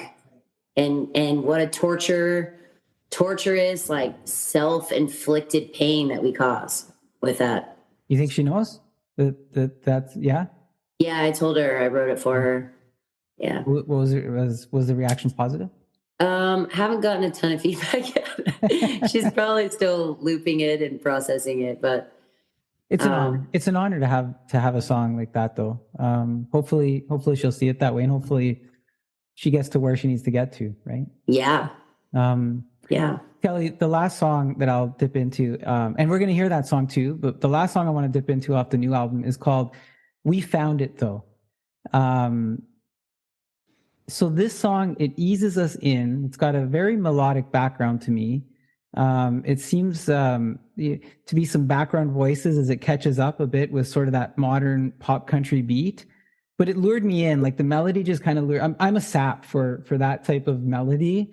I just get sucked into it. So, but the lyrics here: your voice is home to me. I'm out here chasing what's important to me. You're my consistency, and we've both been hurt. We've been let down. In the city lights, I was mortified. When I hit the pillow, you're the one I want to see. Steady and slow. We found it, though. We're not talking about your dog Cash here, eh? Can you break that down for us a bit? Yeah. I would be honored to. So after the pandemic, I promised myself that I was going to give myself time to like really heal from, I was married at a very young age, went through a divorce and separation, which was just about killed me. It was brutal. Spiritually, just really, really draining. And moved to New York. Then the pandemic hit. So I promised myself coming out of the pandemic that I was going to take things really slow and allow myself to just be alone and sit in that.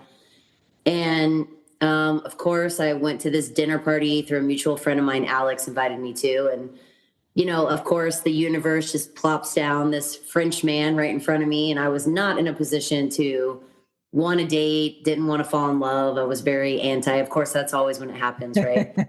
And, you know, this man really represents, and this is what I wrote about in the song, but we've done it.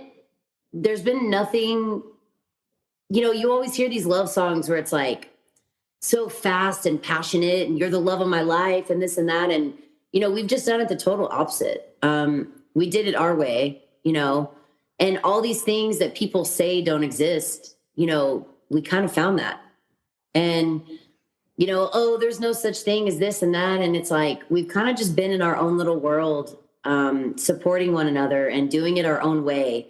You know, it's like, even on the topic of marriage and, you know, falling in love again. And, you know, we're both just kind of like, we've stayed at our own pace. And all I know is that when I hear his voice, and the first night I met him, when I heard his voice, I knew that it was going to be somebody super special to me for a long time. And, you know, he's just really soothing. He's the most supportive person I've had in my life. He shows up, he's consistent, he's there. And that's how we treat each other. It's just like mutual respect and understanding. And like, to me, falling in love again and having a long-term companion is really that. It's the steady and slow. We did it our own way. You know, my favorite lyric is, it's no Roman a day. We did it our way, steady and slow. We found it though. Yeah. And to me, that's kind of like the best relationship, you know? It's kind of the low key, chill, consistent, like backbone. I like the mutualness of it. Again, I think what struck me was the we found it though, right? Yeah. And we found it. It could just be so many things, and it So is many things, right? So, yeah, just a great tune, and those lyrics. Now that you explained the meaning, I'm hoping people listen and they're gonna go, yeah, you know what, I can relate to this, or I can relate to this part of my relationship or something. So, thank you for sharing. Congratulations on meeting someone that can give that to you, right? I think that, you know, we go through our journey, and you and I have talked tonight about the self-reflection and the experiences, and, you know, being in love with you, getting to the point where you're comfortable with the things that you're doing and all those things. But to bring it so full circle to this, right, where you're okay now, even with all your experiences, to find that. So, yeah. Kelly, what's next for Kelly Monroe? The album is out. What can fans and new fans look forward to? You know, I'm just gonna, my goal for the next month or two is just to sit in this release and like really celebrate my win. And what I mean by win is just like the consistency and the heart and the drive that it's taken to put this album out and to get it made. I've done everything self, you know, on my own. You know, co-wrote, and, you know, Sinclair produced this album with me. So really just basking in the glory of that. And I'm really just, I want to get as many ears on it as I possibly can, because I think there's some important stuff in there and I just want to share it. It's almost like storytelling time. I just want people to show up and like read the book with me. It's, that would be my greatest wish. And so it's interesting. It's like, it's not about wanting fans. I want like fellow listeners. I want people to like sit in a room and just like get to know me, and vice versa, you know, me get to know them. And it's really hard to explain, but that's my next wish, is I just want to share. I want to make more music. I want to share it. I want to connect with people. I want to connect with their hearts. I want feedback from people. I want to hear what people think. I want to hear their stories, because it helps me write new stories. It's just the ultimate form of human connection to me, and I'm really excited about it. And it would be a great honor to continue to share that with people. It's the sincerity. You want people to not just experience the music, but experience the sincerity, and the sincerity you're giving to them. You want it back, I think. Yeah, I do. Yeah, I do. I've kept you a lot longer than you probably planned, and It's okay. I start talking about this stuff and I just get excited. So I'm sorry. No, I've been in it with you. I've been very excited to share. You're like, oh man, that guy never shuts up. No, I love it. So I've asked you a lot of stuff. Is there anything before I let you go that you want to leave us with? I guess I just want to say thank you. Thank you for having me on, and thank you to anyone that's listening. Like I genuinely am so moved by, you know, I've been getting some Instagram DMs and some stories of people. I'll just leave you guys with this. There was a girl, a friend of a friend, that came to my concert in Austin, Texas. And it was my hometown show, which was really cool. Felt really good to be back in Texas. And she came up to me and she said, you know, the Wound song really moved me, and your album title and all these things. And I'm a really big fan, and I just want to tell you, like, thank you. And I looked down at her arms, and she had, you know, she used to be a cutter, and she had all these scars on her arms. And I wore a shirt that night that said, normalize loving our scars. And she was like, you know, tonight I feel like I really love myself. And man, I just lost it. And made me so happy, and it made me so sad at the same time. But like, just the fact that we could share in that moment together was really cool. And that's my goal. That's my hope. And so I don't know. I mean, my music isn't going to move everybody. I don't expect it to, but the few people that it can or has, I'm just really, really grateful. So, anybody that listens to it, thank you. And I would love feedback. Again, I love hearing stories. It helps me move my story down the road and writing more stories. So yeah, I guess just thank you for having me on, and thank you for even giving a shit about my story and my life. And it's really cool. That is a certain level of surrender from Kelly Monroe. Thank you to Kelly Dowdle, now Kelly Monroe, as she continues to embark on a musical career, takes us on a personal journey with her new album, Scars of Venus, with familiarity, comfort, excitement, cause, and confidence. I will have all of Kelly's contact info in the show notes. Kelly, thank you so much, and let's get to some of your music.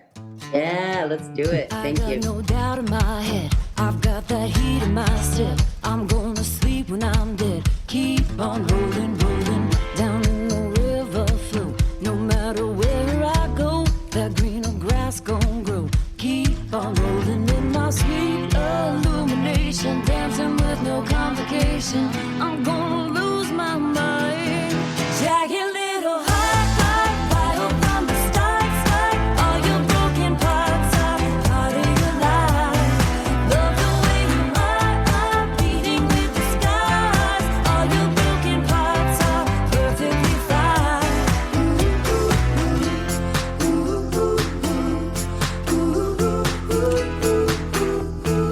Oh, my little jagged little heart. Give me some palpitations where I've got air in my lungs. I'm gonna get me some. Keep on rolling in my sweet illumination, dancing with no complication. I'm gonna lose my mind. Jagged little heart, wide open the start. All your broken parts are part of your life. Love the way you are beating with the scars. All your broken parts are perfectly fine.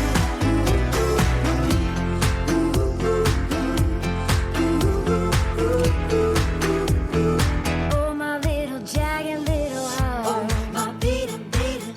Oh, my jagged little heart. Oh, my beating, beating. Oh, my jagged little. Oh, my beating, beating. Oh, my jagged little heart. Oh, my beating, beating. Oh, my jagged little heart. Wild from the start. All your broken parts are part of your life. Love the way you are beating with the scars. All your broken parts are perfectly fine. Jagged little heart, wild from the start. All your broken parts are part of your life.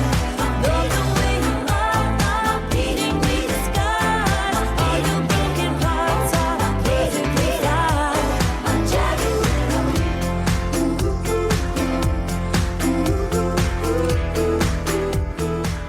That is Kelly Monroe with Jagged Little Heart off her new album, Scars of Venus. Stay tuned to the podcast. We'll be playing some more of her new music later on in the show.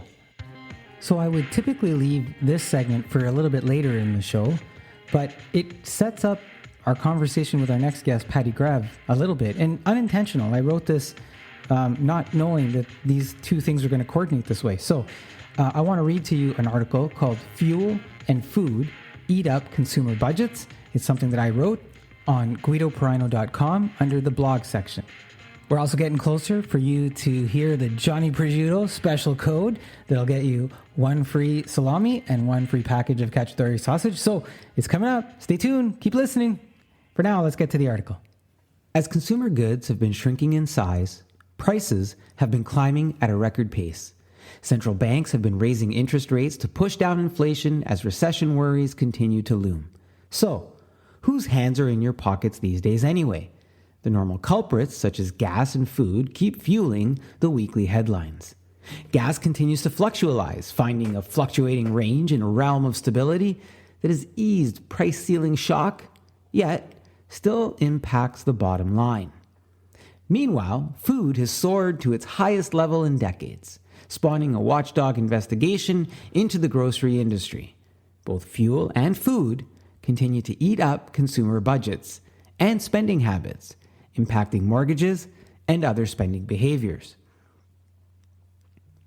Gone are the days when I'd hear my mom say, $5 please, at a full-service gas station, and that would get us 25 liters of fuel and a windshield washed. Today, $5 would fetch about 3 liters of fuel, a sliver from having to wash my own windshield, and someone in the next car honking at me to hurry up. Of course, it's unreasonable to expect 1979 fuel costs, but a little consistency could go a long way in budget planning. There was a period of relative stability between 1981 and 1999 where prices sat between 40 to 60 cents per liter. Then, the next decade would see a steady climb reaching just over $1.20 around 2008. Since then, it's been a roller coaster as the price has dipped below $1 and climbed almost as high as $2 per liter. Each increase and decrease sending people in waves to fill up to save a few dollars. Today's average gas tank is about 55 liters, so at $1.62 a liter, filling up from empty costs about $89.10. By comparison, 5 years ago, the cost sat around $1.29 a liter, and a 55-liter tank would cost you $70.95. That's almost a $20 increase per tank, which amounts to about $1,100 more per year on a weekly fill. If it costs more for you to get around, it also means that it costs more for food to get to you. And that has arguably been one of the factors impacting the record food costs. While manufacturers have compensated by reducing the size of some products to curb increases, not everyone is buying into shrinkflation, although we are left to wonder, as I previously wrote in late spring, is shrinkflation here to stay? Product size aside, the costs have been increasing year over year, with some exceptions in 2020. Looking at 38 common products shows a consistent rise in produce, meat, condiments, dairy, vegetables, fruit, and more. Some may say, well, meat is only 75 cents more per kilogram, and apples are only 30 cents more per kilogram, and butter is only 40 cents more, but each of these add up to a bigger bill, and maybe smaller dishes at the kitchen table, as families apply their own version of shrinkflation. With food packages shrinking and the value of the dollar falling, you must spend $23.28 in 2022 to get the same amount of food product that $20 bought you in the year 2017. When you look at it over the past 22 years, that same $20 would cost you $31.83 by comparison.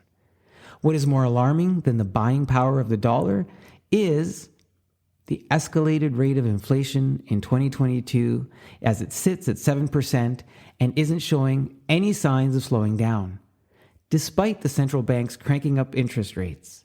It's an alarming trend that is fueling recession speculation, especially when you consider the inflation rate in 2021 was at 3%, in 2020 it was at 1%, and for the 3 years prior, it held steady at 2%. As grocery chains set record gross profit margins, consumers show little sympathy for their argument that they're faced with record operating costs, some even accusing them of profiteering. In late October, Canada's Competition Bureau said that it will investigate the grocery industry, forwarding improvement recommendations to the government. This on the heels of Loblaws announcing that they would freeze no-name product prices to the end of January 2023 to help consumers cope with grocery increases. The news is somewhat welcome, although not everyone is rushing to Loblaws with open arms, as consumers point out that the freeze doesn't reduce any of the recent price increases and that Loblaws stands to make greater profits on its self-branded products. Shortly after that announcement, Metro, another grocery chain, called out Loblaws, potentially exposing it as a public relations stunt because most grocery stores usually freeze prices heading into the holiday season. With increases in fuel and food, consider yourself lucky if you signed a new mortgage or renewed your mortgage before the climb in interest rates. As the central banks increase the prime rate as a tool to curb inflation, it has driven the mortgage rate soaring above 5% for a fixed rate, with variable rates following behind at 3%, both numbers that haven't been consistently seen since 2008.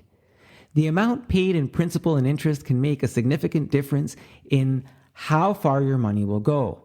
For example, if you take a mortgage of $300,000 amortized over a period of 25 years for a term of 5 years and compare the difference between 3% and 5% interest, you'll be putting less money down on the principal amount, pay more money in interest, and come out in 5 years north of $260,000 still owed. The only way to reach a comparable outcome to the 3% interest rate is to decrease your amortization to 20 years, but that will drive up your monthly payments, taking money out of your current budget flow that you may need elsewhere to survive. This example used a fixed rate of 5%, but as we discussed on the Monthly Social podcast with longtime mortgage broker Ron Butler, variable mortgages have typically performed better over the last 40 plus years, except for the early 1980s and 1990s. And that has always been the risk associated with a variable over fixed mortgages. As people grapple with increases in fuel and food and mortgages, they're also looking for alternative ways to feed their family while remaining health conscious and stretching their dollar. Warm climate months afford an opportunity where gardens can produce summer helpings and fall preserves. But as winter approaches, that source of food is eliminated. Green thumbs, like the monthly podcast November guest, Patty Grev, have found a way to garden indoor all year round using a modern aeroponics system. Aeroponics and hydroponics are an alternate growing solution that was covered in January on the Monthly Social podcast, where the future of farming and potential food costs was explored before it became more of a reality. Patty provides information on how she does it and how you can do it too, while giving you estimated savings and operating costs that will make you seriously consider her garden tower option. While there is no fail-safe against what may lay ahead with inflation and a possible recession, history and experience tell us that planning, although time-consuming, can be one of the best tools to use in managing financial impact. That means finding alternatives like aeroponics, hydroponics, maybe clipping coupons, changing spending habits, or even rethinking vacations and other discretionary spending. Albeit, some of those changes are exactly what can spawn a recession as consumers hang on to their money longer. Hopefully, there's room left in your pockets for your own hands after everyone has pulled out their share. This is an opinion article by me, Guido Perino, of the Monthly Social Podcast. All right, let's roll that into our next discussion about aeroponics at home. All right, here we go. I am welcoming as our next guest, Patty Grev, who is here to talk about growing your own garden indoors. A lot more details on that as we get through our chat. So let's get to it. Hi, Patty. Welcome to the show. How's it going? Hey, hello. I'm excited to be here. It's a wonderful day. We had a little bit of snow here, so, it's okay. It's October. It's expected. Things change. So we're recording this in October. People are going to hear it on November 1st. And you're in Sault Ste. Marie and you have snow. Yes, we do. We had a little bit of snow. It has melted. But that's expected. Fall is a little unpredictable. So just a few short weeks ago, I saw that you posted online your summer garden, and it looks like you were getting a tremendous yield from it. Yes, the garden did very well this year, even though our weather wasn't the greatest. It wasn't a hot summer. We had some cool days, but it was strange because the crops did so well. Everything was incredible except cucumbers. Cucumbers were not the greatest. And I kind of heard that from other gardeners here locally that they didn't produce as well. So yeah, but everything else was incredible. It was amazing. Now, you've got a bit of family history when it comes to gardening because there's roots, right? Like grandparents and parents did this sort of thing. but it's been over the last few years that you've really kind of gotten really into it. Is that right?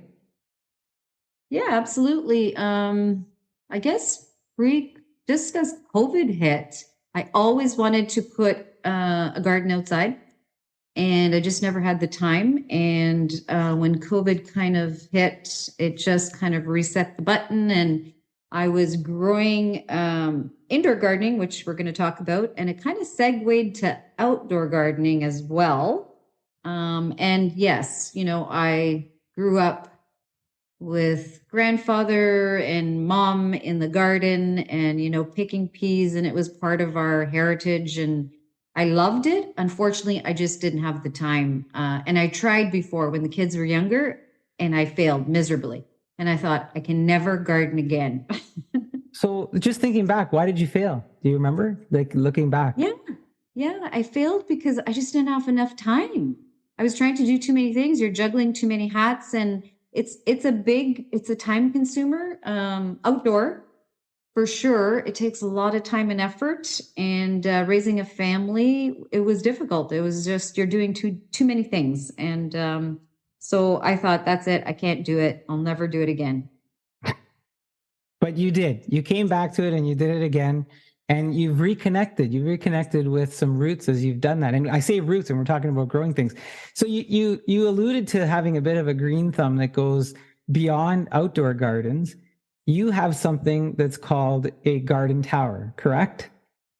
Yes, absolutely. And just to go back on that green thumb, the thing with aeroponic gardening, with my beautiful tower, is you don't need a green thumb, which is incredible.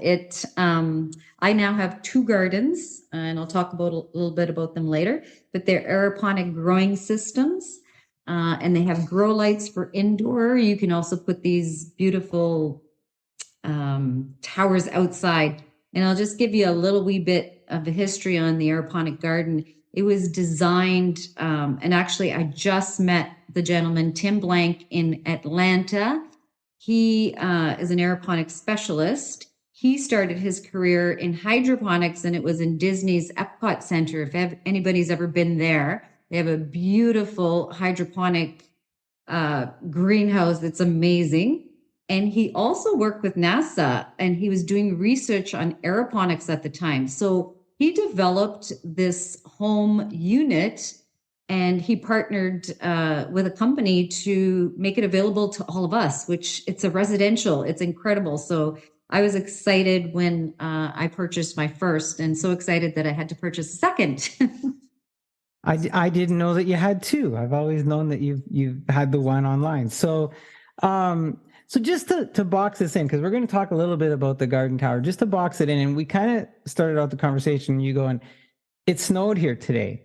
And it's in October, and we know Sault Ste. Marie, winter unofficially starts in October, right? It's fall, but you get the snow and the cooler air. Ends in late April, if we're lucky. But you're growing stuff in December and in January that you can collect off of this tower that we're going to talk about and enjoy in your own home. What's that like? I mean, like you come home and you pick something off the garden and you make it? Absolutely. in December and in January. Absolutely. It's incredible. It's like shopping in your own store. However, when you're picking from the tower, you utilize every piece of it. There's no waste. So it's tower to table. You go to the tower, you want to make like a salad, you pick your lettuce, you start making your salad.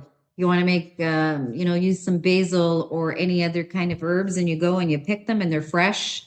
And you put them in whatever you're using. So there's never any mushy lettuce sitting in your fridge in one of those nice boxes that is wasted, and then you have to toss it out because it's gone all mushy and has rotted. So I never have that problem with picking, and it's great because there was a bit of a food shortage there for a while not too long ago, and of course the prices, that's a whole nother story we'll talk about.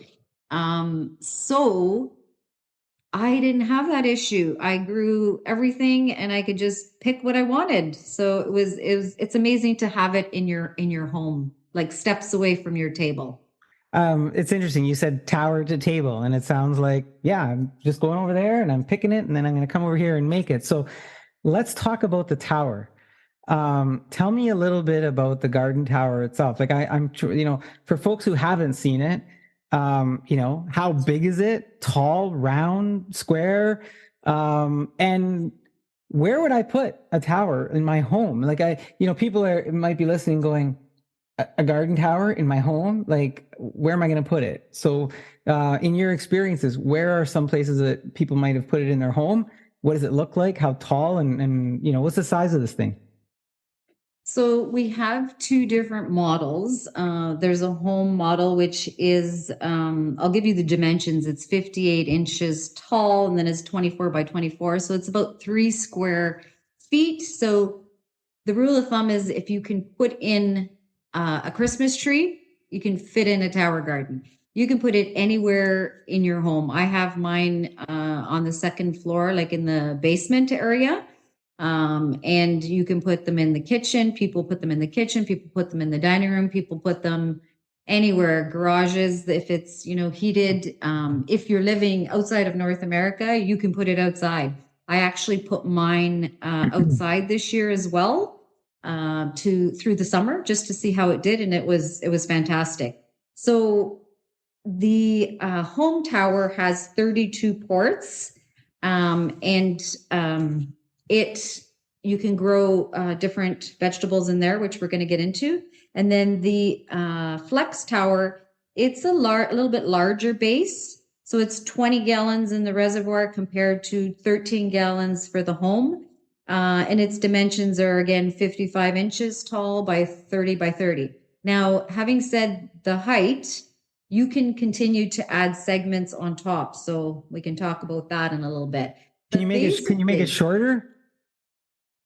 You can take a segment off if you choose. Okay. Yeah, absolutely. Okay. So basically the system works. There's a reservoir in the bottom that holds the nutrients, and the nutrients are basically everything you would find in the earth, your nitrogen, your phosphorus, your calcium. So typically if you work outside, you have to test your soil, make sure that all those nutrients are available to your plants. This is already available. It's a liquid. You add it into your reservoir as you add the water. The beauty of this is that there's a pump in the bottom, and it pumps the water up the reservoir. So it recycles all this water. And as the water goes up, it drips down and it moistens all the roots. So there's hydroponics and aeroponics in play here. Your roots in the air are the aeroponics, and your hydro, the water going up, waters it and continuously waters. It's on a timer, so it's not like, oh, I forgot to water my tower. It's beautiful. Now, someone here in the home, I won't say who, unplugged my tower one time, and I woke up in the morning and I went down, I went, ah, all my plants had wilted. So I plugged it back in. This is when I first got it. And within a few hours, it came back to life. I was like, thank God. So you've answered a bunch of questions that I had there. Now, so let me slow it down just for a second. It's easy I can see how it's easy to get excited as you're talking about these things. So yes. I was going to say, how does the garden tower work? Does it plug in? So it does plug in, and it needs electricity so that it can take the water, which is sitting at the bottom of the tower, along with some of the solution or some of the nutrients that goes into it. And these nutrients, like you provide these nutrients with the tower? Yes. And if I needed more nutrients, I just say, hey, I need more nutrients because I'm going to do another batch, or like, is that how Correct. it goes? Yeah, okay. Correct. The nutrients will last for about 18 months.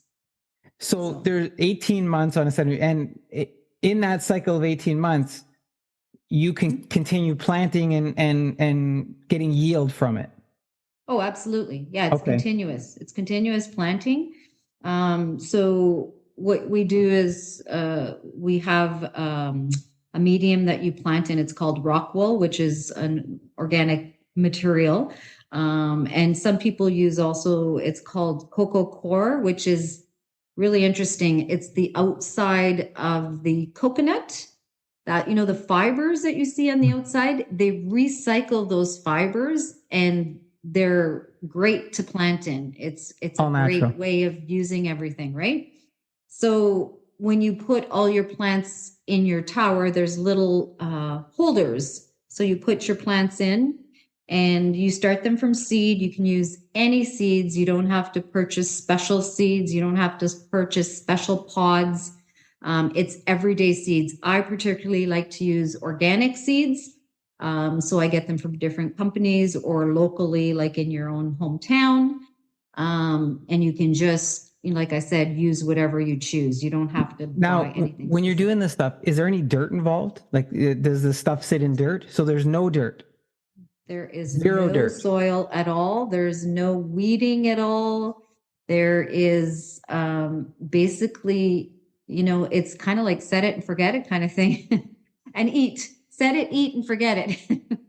Now, you started talking a little bit about hydroponics and aeroponics, and I was going to say to you, I did a segment earlier in the year about hydroponic farms, and I was going to say, does it use one or does it use the other? Because the trend seems to be now with our growing population, and with the way that we've got the urban sprawl, that they're building farms that are built upwards, and they're using this combination of hydroponics and aeroponics to do this and to avoid long shipping, right? So that, as the food gets shipped from other countries here.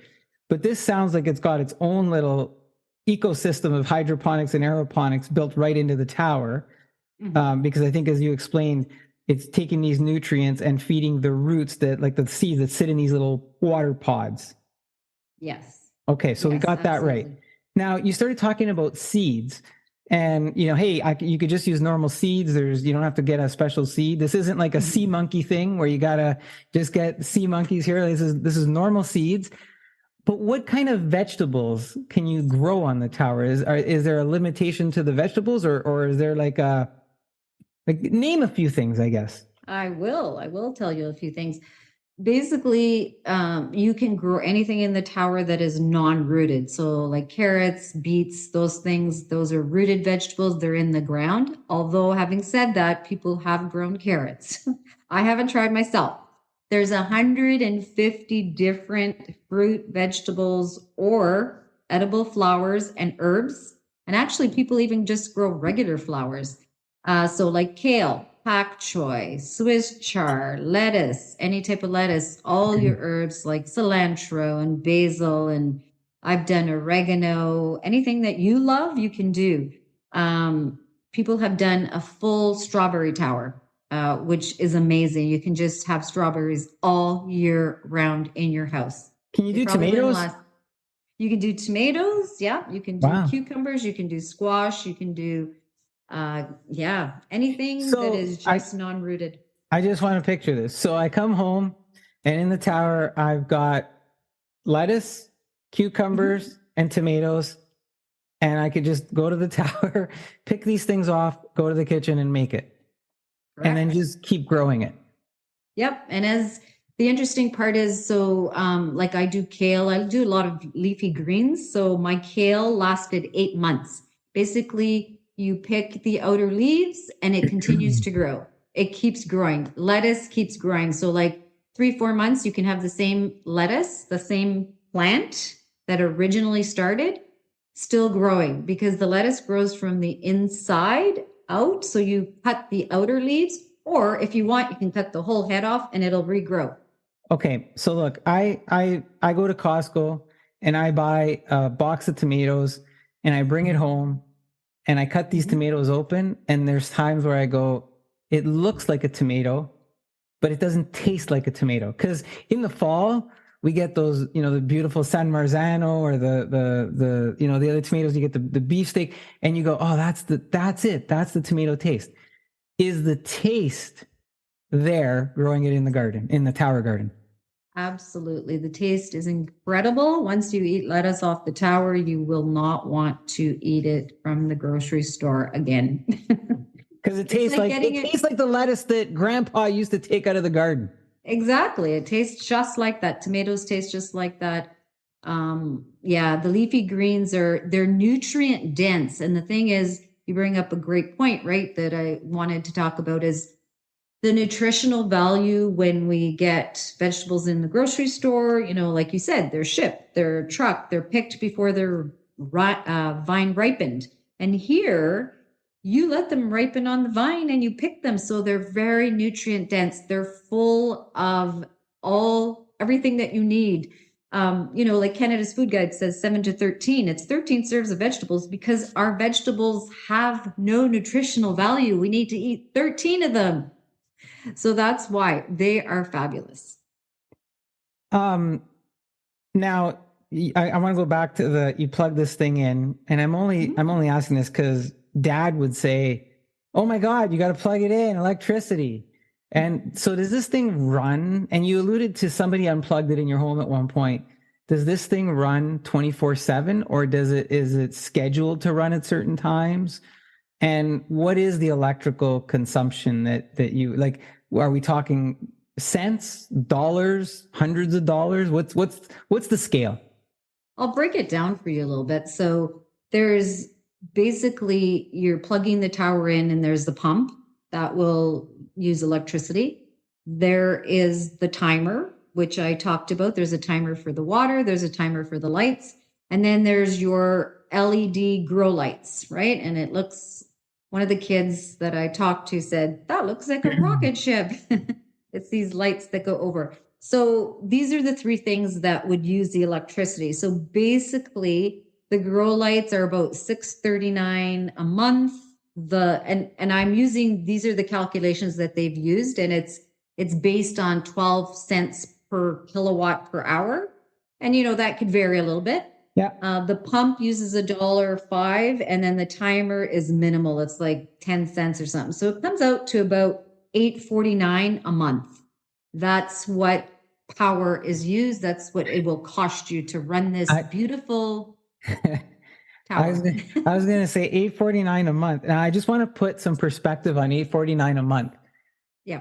Driving, it depends where you live, right? Like if you live in Southern Ontario, driving to 3 grocery stores to buy the lettuce at 99 cents, the tomatoes at $2.49, just to get all of this stuff, you spend $20 a week just driving around. But so the electrical cost is about $8.49. Like if you equate that to driving around in gas, A, I'm not impacting the environment. B, I'm getting fresh stuff. And C, I'm not spending all that money driving around looking for the stuff on gas, right? And I was gonna, so you kind of, you're a mind reader. You're a little bit like Radar on MASH here. Remember, this is one of my favorite shows. I bet you they wish they had a garden tower in some of those shows. But you talked about the pieces of it, and you've talked about the pump that does the water. You talked about the lighting. What is the lighting for? Well, the lighting is, if you have it indoors, you need to, it's like the sunlight. It's the sunlight for the tower. It needs the sun. So you have to keep the lights on at least 14 hours a day. Again, you could set the timer so that it's, you don't want it on at night. You can turn it on during the day, or you can turn it on when power costs less. I have mine on through the night. And then it goes off during the day. You can, do whatever you choose with that, but it definitely needs light to grow unless you live in a sunny place, and you put your tower outside, like, Florida or any of those places. Right. If and when I put my tower outside this year in the summer, I didn't add the grow lights. I just used the natural sunlight from outside. So, yeah. Did you notice a difference between the one outdoors and indoors? Well, there wasn't a huge difference. I was actually amazed, considering we live, in a northern climate, that it wasn't a great summer. It did really well outside. I was really surprised. But, again, it's different when you put it outside, because then you're dealing with, there were bees out there and there were insects out there and there were different things out there. So when I have it inside, I'm not dealing with any of that. I'm not dealing with pests. I'm not dealing with, any insects. So again, it balances itself out. Like when it's indoors, it's totally different.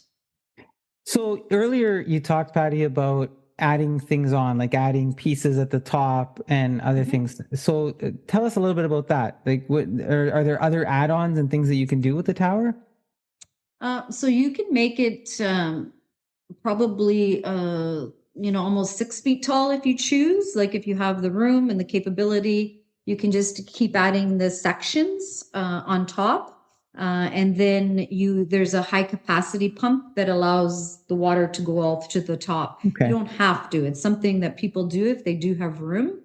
And then we have like a cage. So if you decide to say grow like tomatoes, they like anything vining, they like to have something that holds it more intact. And cucumbers, they love to trail. So you can Right. train them to go on the vine itself. So basically those are the pieces. The neat thing about it is on wheels, because then you can move it around because it's heavy, right? I was gonna say, so what happens, like if you're planting on the other side of it, how do you get to the other side? If it's on wheels, can I just turn it? Absolutely. I move Right. it, I turn it, I do whatever I want with it. Yeah. Yeah. Yeah, absolutely. We started talking a little bit about cost, and you said, hey, from an electricity perspective, yesterday they announced that the annual inflation rate reached 6.9% this past year, and that grocery costs are climbing. We saw some interesting announcements from I think it was Loblaws and their owner saying something. Oh, we're going to freeze the prices, but this is, they're going to freeze the prices of no-name brand products. But this is after they've escalated these prices 30 to 60%. And then we saw Metro say, well, we always freeze the prices. This isn't anything new. We usually do this at this time of year through to February. But the bottom line is everybody's paying more at the grocery store. We went and we've got a regular lettuce, and it looked the size of a large tomato, and it was $2.69. And I'm just thinking, wow, right? Like what happened here? Even the lettuce is suffering shrinkflation, if you could believe that. I don't know why, but maybe it was just an anomaly.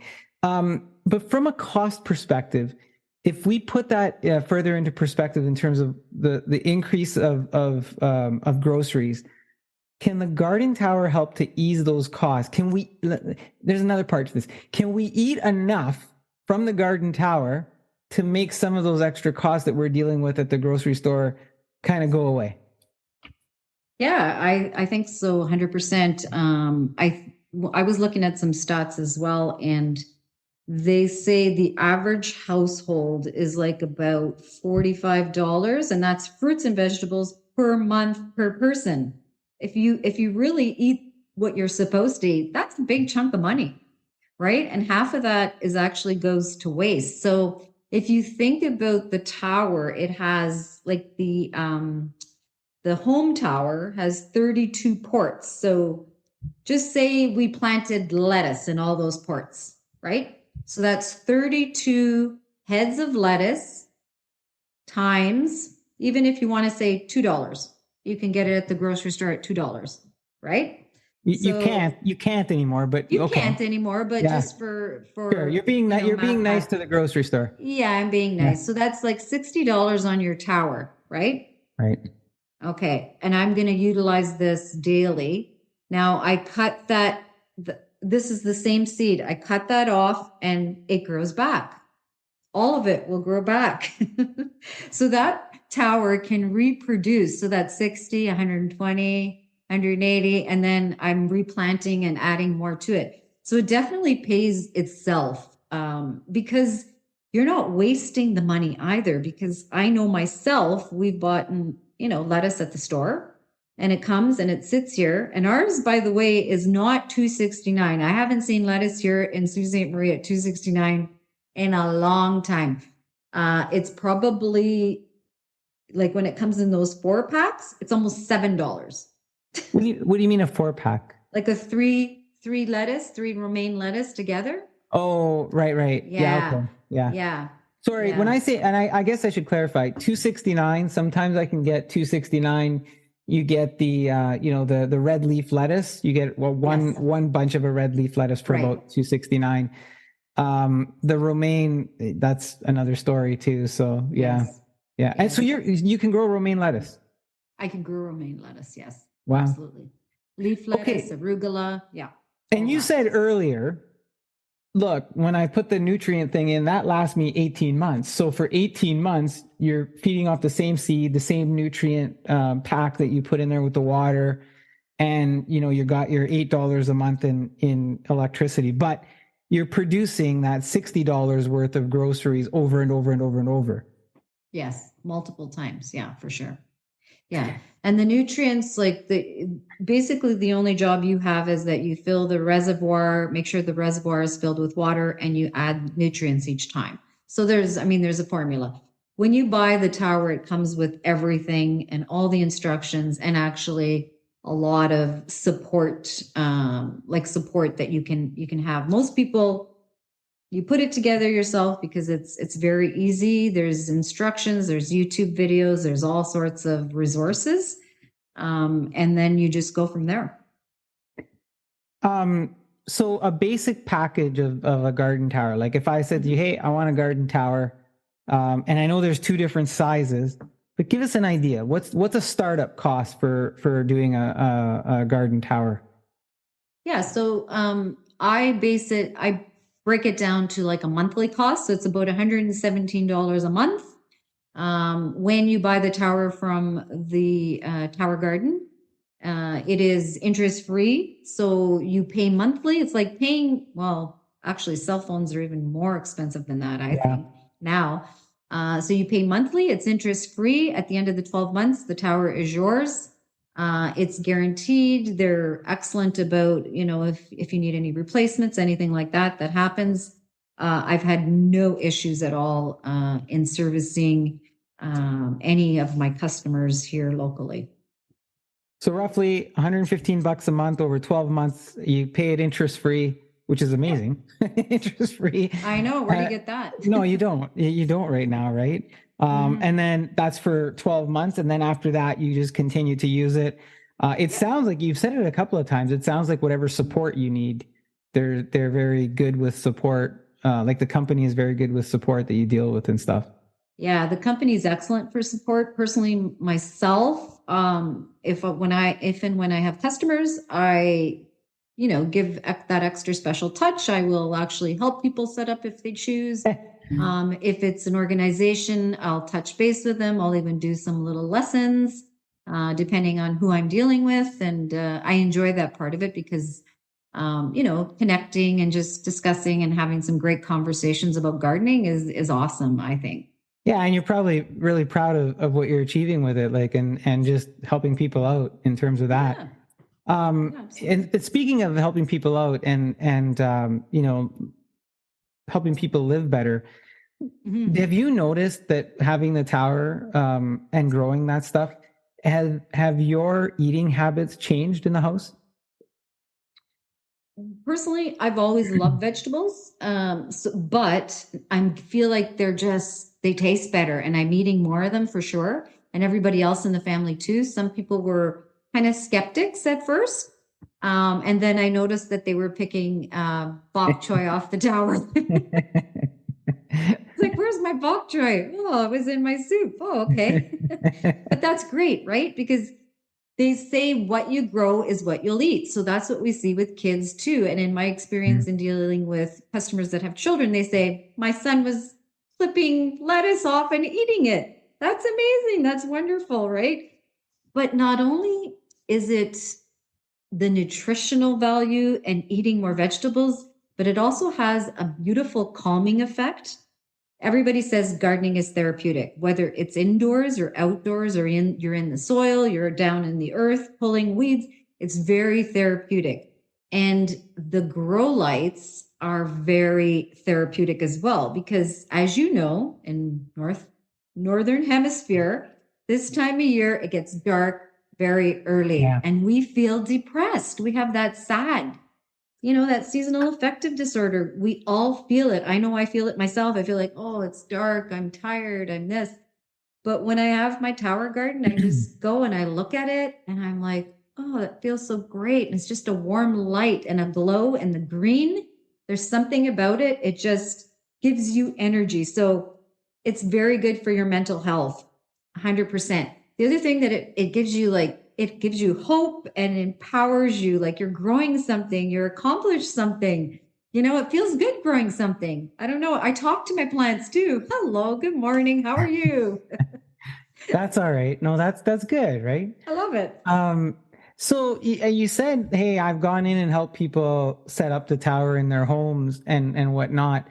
But you haven't just done that. You've also helped people set up garden towers in other places, like schools and nursing homes, activity centers, maybe some other spots that I don't know. I just, from your posts online, I've seen some of this stuff, and it's become, in some of those cases, they're getting a food tower, but it's also become a bit of a recreational and learning activity.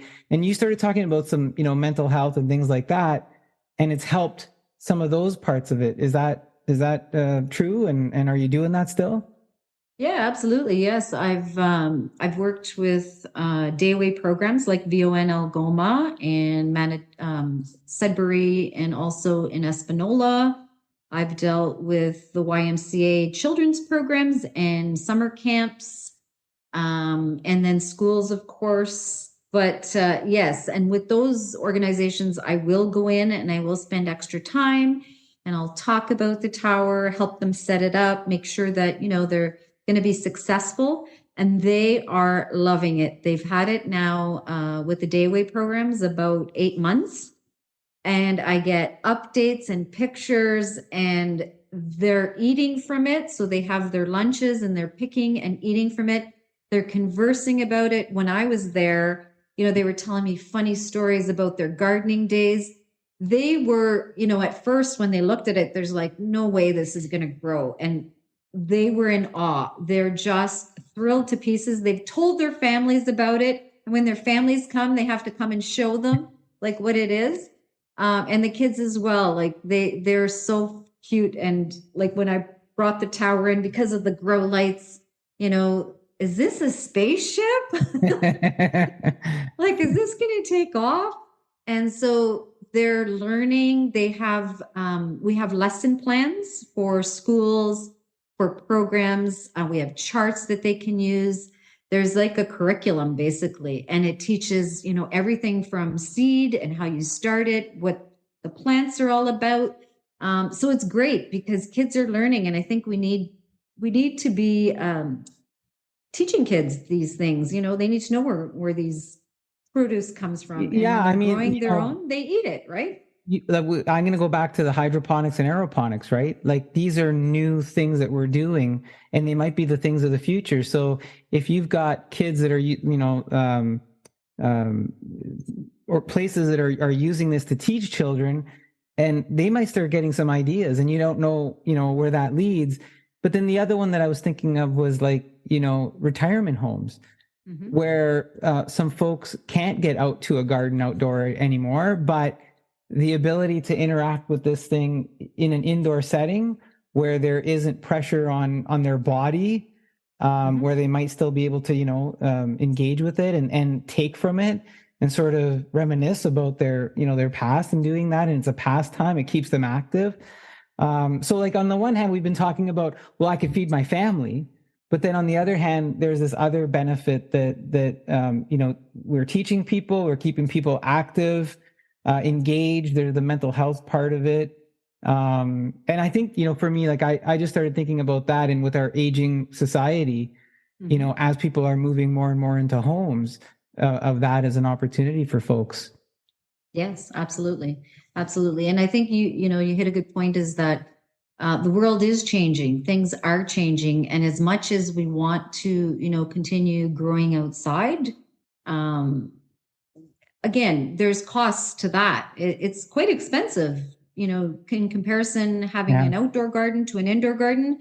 It's probably double the amount. Like I started from fresh, so I had to bring the soil, everything else, the fertilizer, the work, the tilling, the time, it's twice as much. I know that for a fact because I did that myself. The other thing is, we are running out of space, and these don't take much space.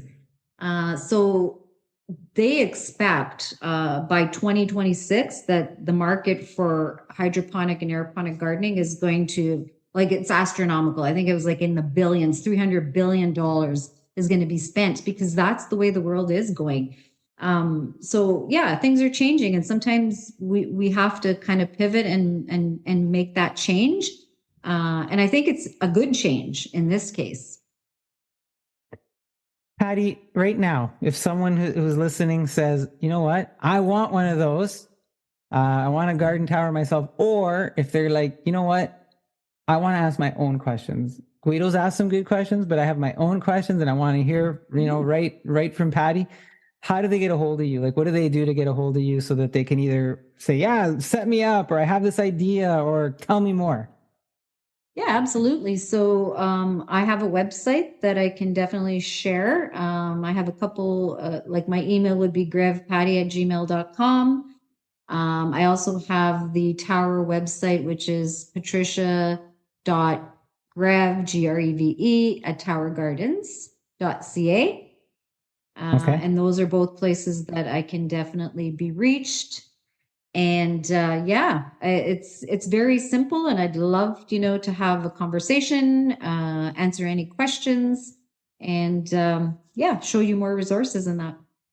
So I have bombarded you, as I usually do with everybody who comes on the show, with questions, and maybe some you expected, maybe some you didn't, but that's just the way things roll sometimes. So is there anything that you'd like to leave us with that maybe I didn't ask you, or that I cut you off while you were saying it before I let you go about the garden tower?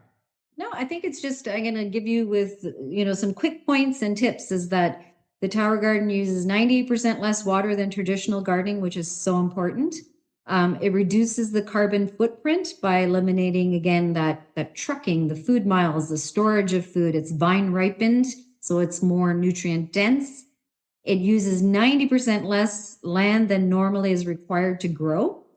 We recycle 100% of the nutrients in water. It's a closed system, so that's really important. And we eliminate the use, and this is something I am so thrilled with, pesticides and herbicides. So we're producing clean, fresh food, which is so important because we're bombarded with so much. It's so important to try and control some of these things. So that's what gets me excited. That's why I love to share it with people, and just inspire more healthy living.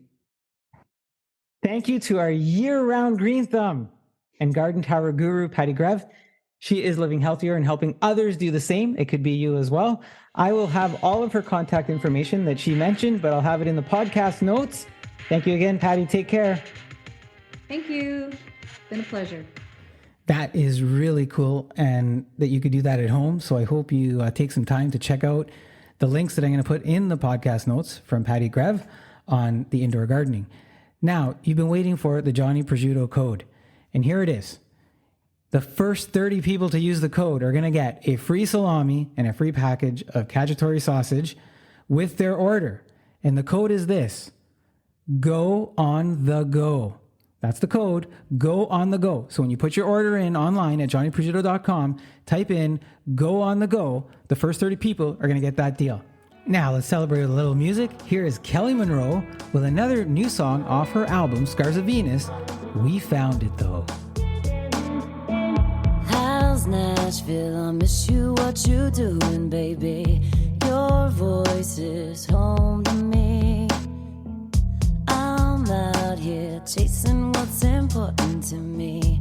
You're my consistency. And we both been hurt, yeah, we've been let down. And the hardest part of moving on was staying open. In the city lights, always more to find. When I hit the pillow, you're the one I want to see. Nothing people say ain't real anyway. The impossible, we found it though. There's no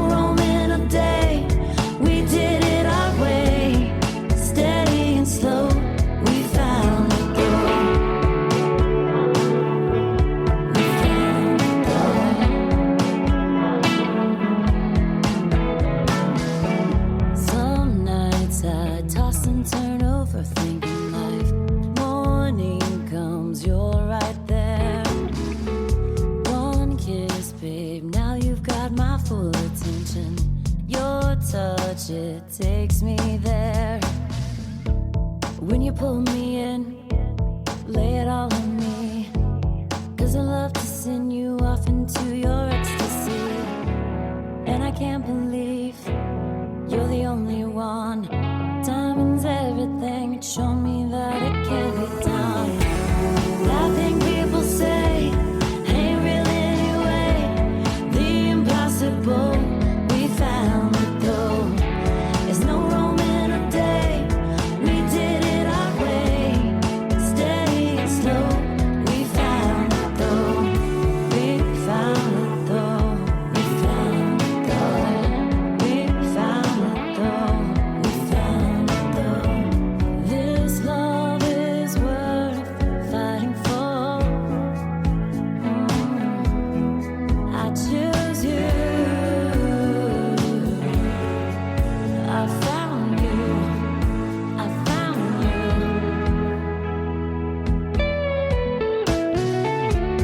That thing people say ain't real anyway. The impossible, we found it though. No Rome in a day. We did it our way, steady and slow. We found it though. That thing people say ain't real anyway. The impossible, we found it though. There's no Rome in a day. We found it though. That is Kelly Monroe with her new song off her new album, Scars of Venus. All the information will be in the podcast notes. All right, let's get to our next and final segment. We're going to talk car winter maintenance and take some listener questions.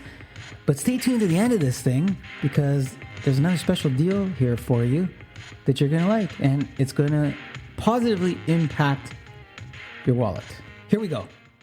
I am welcoming back to the show our resident automotive expert from Spin Cam Tirecraft, Cam Campley. We are going to talk a bit about winter maintenance and then go into some listener questions and answers with Cam. Hey, it's nice to have you back on our car chat maintenance. How are you doing there, Cam? I'm good, Guido, and it's great to be back, man. Hey, it's cold today, eh? Yeah, it's getting there. It's getting there. Are you working but in not the cold gar- yet. Are you working in the garage with the doors closed at least now, or? Oh yeah. You know what? Actually, yesterday and today, the guys had the doors open for a couple of hours, so Oh, I warmed really? up for a little bit. But yeah, it gets cold once the night starts hitting. The afternoon starts coming. It gets cooler. Yeah, it was this morning. I kind of felt it a little bit, right? But maybe I'm just getting older. Who knows? I don't know. Morning's cool. Hey, listen. So in the spring, we chatted about the transition from winter to spring and summer. And then, now we're at a critical point in the year. We're talking about cold. And as everyone gets ready to be safe on the winter roads, maybe you could tell us, what are some of the more important things that drivers need to do to winterize? Well, obviously, install winter tires. But besides that, I mean, I would get my car serviced and getting checked for winterization, which would include like battery check, your coolants check, your belts, your windshield washer fluid, all that stuff there, which shops usually do check for. But I would have, wipers replaced to winter wipers. The winter wipers are a little bit different from the all-season wiper. The winter wipers are the ones that are completely, they have like a rubber going right across the whole thing, and that avoids them from freezing up. And then, always keep your washer full, your fluid full, ensure you have the safety kits inside the car, especially if you're going for a long trip. You want to make sure you have the kit. And the kit should include something like matches, first aid kits, flares, flashlights, jumper cables. And you might want to have something non-perishable in the car just in case you get stuck literally in the middle of nowhere. Yeah, good idea. So those are things I would do. So like the things you're talking about, these don't sound like expensive, you're going to break the bank sort of things, but they sound like things that could help, right? You mean like in a pinch, right? Yeah. I mean, again, your car breaks down in the summer, it's one thing, but in Canada, here in Toronto, we break down in the winter. We're in the middle of nowhere. It's not easy. It's not going to be easy. It's a rough ride. Hey, so Cam, listen, I've been in your shop, and you have a wall of tires, and your tire plate. You Yeah. deal with a lot of tires, right? To me, like it could be overwhelming sometimes to folks. There's just so many choices when it comes to winter tires. How do I know, or how do people know which one is the right one for them and for their car? Like, how do they assess that? I mean, obviously, there's a few things to take into consideration. Budget would be one of them, but if budget's not a problem, obviously Michelin, Bridgestone, Pirelli, your mainstream brands are the ones that I would always recommend. Pirelli, Continental, Yokohama, Toyo. Those are all great winter tires, and they all make the top 10. And they offer different applications or different models for different applications. So, I mean, a small SUV is going to have one type of tire, and the SUV for a bigger SUV is going to have another type of tire. Like the Blizzak will be the Blizzak. Instead, for an SUV, it'll be the DM or the DV 90. So it's going to depend on the vehicle. Of all the manufacturers, Michelin is the only one that offers a winter tire warranty. None of the manufacturers offer a warranty on their tires for the winter time. Michelin's the only one. And then if you're going to get into like mid-tier brands like your Uniroyals, BF Goodrich, which is owned by Michelin, General, which is owned by Continental, and Nokian, Kumo, those are your mid-tier brands. Those are good tires too. And I mean, you could even find some decent offshore brand tires like made in China, Philippines, Thailand. And, then you're getting into Saloon, and those are pretty budget friendly. Those are pretty good. I mean, Saloons especially, we sold a lot of them. Saloon and the Polar Tracks, which is made by Hercules.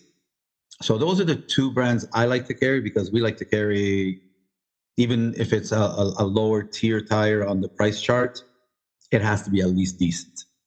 And the Polar Tracks for me is one of the better tires out there when it comes to lower brand. Do you lose anything? So when you talk about these tier of brands, do you lose anything, or is it more like, hey, they might only last 2 winter seasons as opposed to 4 winter seasons, or is it they just the traction is different, or what are some of the things that people? Yes, yeah, some of them are going to not last as long. That's the number one. But again, even if you take a Saloon, for example, even though you're going to be paying, I'm going to say about 40% lower than your mainstream brands, the Saloon tire it will last almost as long as all of them. So they're not bad. And again, it's an offshore brand, but it's a well-made offshore brand. So there's options. There's tire options. What about those new ones? Those ones, I think Michelin makes them. They're the crossover, or not crossovers. You can have them in the winter. The all weather. Not all right. All weather. Not all season, tires. But all weather. Those are winter rated, right? Those are winter rated. They're actually becoming more popular as every year. Like this year already, we've sold probably triple what we did last year at this time already. And actually, people are starting to come in asking for them. The difference is the full winter is up to minus 30 Celsius, where the tire stays soft. And after minus 30, it becomes harder. The all weather is up to minus 15, which for where we live, it's pretty good. It's, 90. How many days do we get over, minus 15, really? Right. So the all weather tire is probably one of the best options if you don't want to switch them over, because at the end of the day, you're paying money to switch them over. Right. It's a loss for me because you're not coming in twice a year, but it's a gain for you. Right. And there's also the part about the rims, right? Because there's winter rims and then there's your summer rims as well. So that becomes a factor too, that you consider. Exactly. But you can also, you install winter rims as well, right? We do. Yeah. We install. Yeah. And what's funny this year? I don't know. It seems like we're talking about recession and everybody's, interest rates are going up. We have sold probably more alloy rims than steel rims so far this year. I don't know what's going on. Steel rims are a lot cheaper than the alloy. The alloy is double the price at least. And everybody's getting alloys. But there's less maintenance with the alloys. No, I mean, it's the same, really. The alloy is, when you're buying tires and rims, you're just switching them over, and that's it, Yeah, really. I guess You know, so. I mean, they look prettier. They're nicer looking. People Well, I still have my trusty old steel rims on the van. I got to do the van soon, right? I got the van that I drive around. Yeah, you so haven't come in yet. That's right. I know, right? But I have to come in and do that. So listen, let's get. I have some questions that were sent in from listeners, just from different social media platforms. So I want to get to some questions and see if you can help out and have these folks have their questions answered. Cam, Yeah. you good with that? Yeah, 100%. Okay. All right. So here we go. So the first one is from Louis in Woodbridge, Ontario. And he asks this: I want to buy a used vehicle, but what are the things I should be looking for to know if I am getting a good car or not before I even take it to the mechanic for safety? So he's looking for your advice, Cam, before he comes to see you of what he should be looking for, I guess, in a used car, if that's the road he's going. Okay, I mean, it's a little bit of a tough question because, you know, a lot of stuff is going to be based on budget, you know, age of vehicle, buying it private, buying it from a dealer. But the first thing I would look for, no matter where I buy the car, whether it's dealer, private, or your Mickey Mouse dealers, is where the vehicle was first registered. Because if it's registered in Quebec, I would advise everybody to stay away, because Quebec doesn't have they don't have the same laws as Ontario. They don't have a Carfax law over there, where over here we do.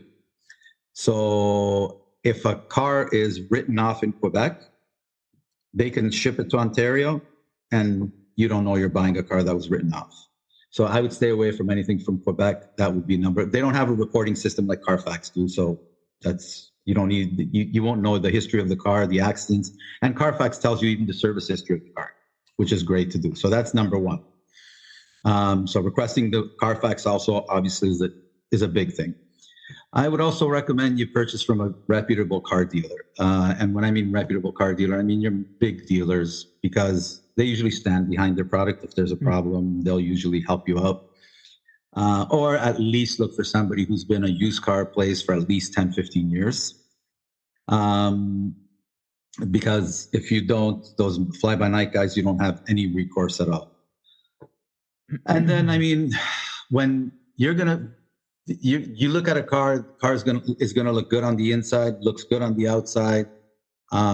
Purchase it, and then what I would recommend is you take it to a trusted mechanic who's going to do a safety over again, because there's a lot of shady safeties out there.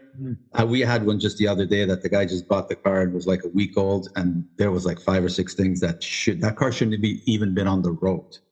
Never mind getting a safety standard certificate. So I told him exactly what to do. I told him to call Omvic, which is the guys that scare these used car dealers. They'll shut them down in an instant. And I told him if he doesn't do anything, just bring this car back, take it back to him, get your money back. I said, wow. And he's going to do that. And I told him if he gets, tries to be smart, just tell him you're calling Omvic and the Ministry of Transport, and that's it. That bad, eh, Cam? Wow. Oh, this car was really it was scary. Like, I can't believe it. So some advice for Louis there. You have some advice in terms of what to look for and where to buy, and then bring it to a reputable mechanic when it comes to safety as well. Cam, the next question I have is from Yan in Oakville, Ontario. And it says this: I drive a 2015 Chevy Cruze. I don't know what a Chevy Cruze is. I can't picture it. I drive a 2015 Chevy Cruze with 198,000 kilometers on it. My friends say that they see smoke coming from my tailpipe sometimes when I am taking off from a stop. Do I need to worry about the smoke, and why is it doing that? Okay, if there's no check engine light on, you most likely there's nothing really wrong with the car. Now, at 198,000 kilometers, it could be that it's burning a little bit of oil, but not enough to be problematic. Usually, if there's smoke coming out of the tailpipe, it's the gases that build up inside the engine, and once it hits temperature, and the exhaust system allows the smoke to escape safely. And you'll get the occasional puff of smoke, but I wouldn't worry about it. I mean, there's no check engine light on. That means there's nothing major going on with the car. And worst case scenario, you're starting to burn a little bit of oil. Yeah, and I guess you zoned in on the 198,000 kilometer mark. Yeah. Is that a lot of kilometers for a car? It's not a lot, but that's where you start seeing your oil starting to burn a little bit more, because the rings and everything, they're starting to get older, right? Unless you do an engine overhaul, which is not even worth doing it at that point. I mean, at 200,000, you're not worth doing an engine overhaul. So, I mean, you're talking maybe half a liter of oil between oil changes. So it's not really a big deal. And it won't affect anything. And I'm saying that because we got questions from all over the place, and somebody like in Northern Ontario or a northern community, that 198,000 kilometers might seem like a lot of kilometers, right? Like I don't know that. I mean, Jan is from Oakville, so it's a Southern Ontario driven vehicle. Yeah, we put on a lot of kilometers in Southern Ontario versus the North where they don't. So. The difference in kilometers, the difference in location, could that also mean anything in this scenario? Very, very much. The kilometers we put here are a lot less stressful on the car because a lot of it is highway. Right. We do a lot of highway kilometers. Highway kilometers on the car is really actually good for the car. So when you're, like you said, like in the Northern Ontario, you're in a small community, you're doing start and you know, 5-minute trips, 10-minute trips, and then you're shutting. It's a lot heavier on the car. So yeah, our driving helps cars a little bit more than in the North. So Jan, don't worry about it right now. You're okay. Just keep an eye on it. Now, unless there's a check engine light coming on, then you go worry. Check engine light. The dashboard is supposed to help us, right? Yeah. I don't think I'd want to see a check engine light. Nobody likes those. No. The next question, Roy in Calgary, Alberta. Thanks for listening out in Calgary, Alberta. My steering wheel suddenly started vibrating when I put on my brakes. It's not a lot, but enough that I notice it. I have about 30,000 kilometers on the brakes. They're not making any noise, and the steering itself seems fine. Do you think I have a brake problem or something going on with the wheels? And how much would it cost to fix something like this?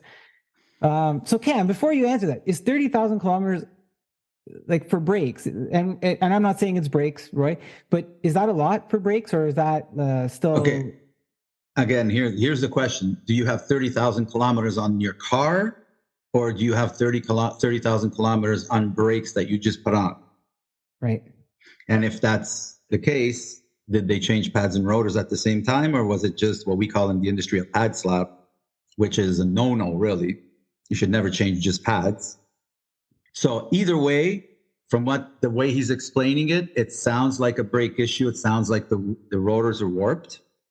So, and this could be caused by many reasons. Could be caused by what we just talked about, somebody putting on pads on an old set of rotors, which eventually what ends up happening is the rotors do not outlast the second set of pads. They're basically made a lot thinner today. So what ends up happening is as the rotor thins, they start to heat up. There's a reason for the thickness in the rotor. So when they get too thin, when you're braking, the rotor heats up, they overheat, and they bend.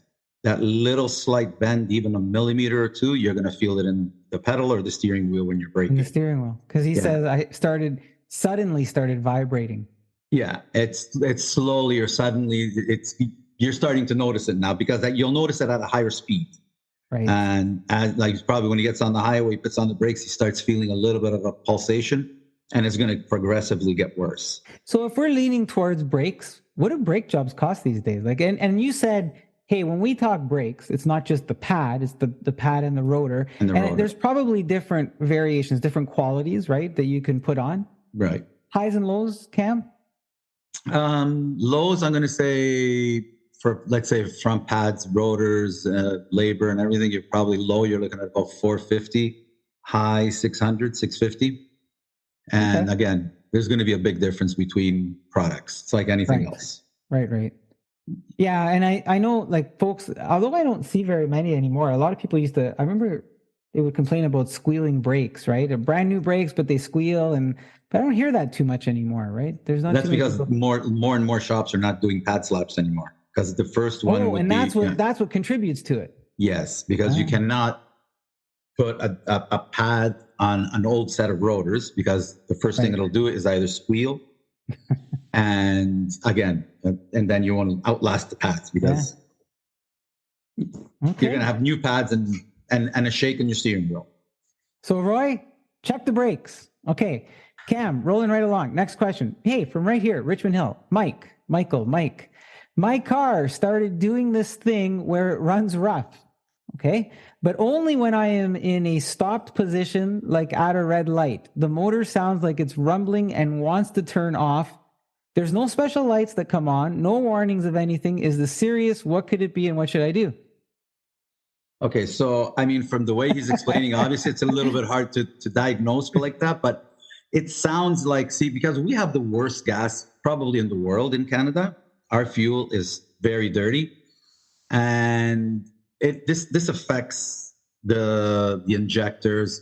So I would suggest for him, before bringing it to a mechanic or just try putting in some fuel injector cleaner treatment when you're putting in a full tank of gas, because that might just clean it all up, because your injectors are being clogged by the bad gas. I would try that first. If that doesn't work, because you could have a fuel filter, a dirty fuel filter, a defective pump. Okay. There's a lot of things that it could be, but it sounds like check engine light's important, because today's computers pick up almost everything. Right. From the way you're explaining it, it would sound like a misfire, but a misfire would definitely, there'd be a code and there'd be a check engine light.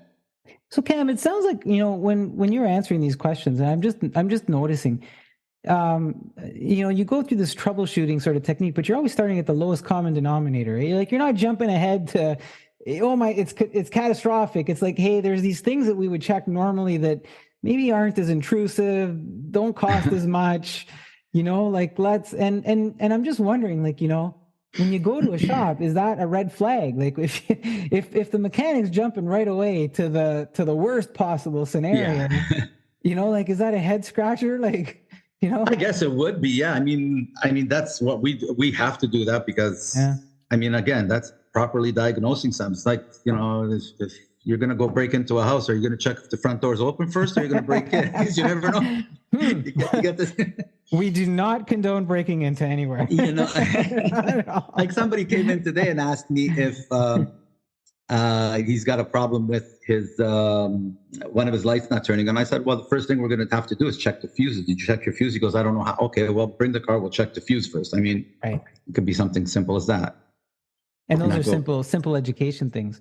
Yeah. Okay, one more question for this session, and that is from Leo in Toronto, and he asks this.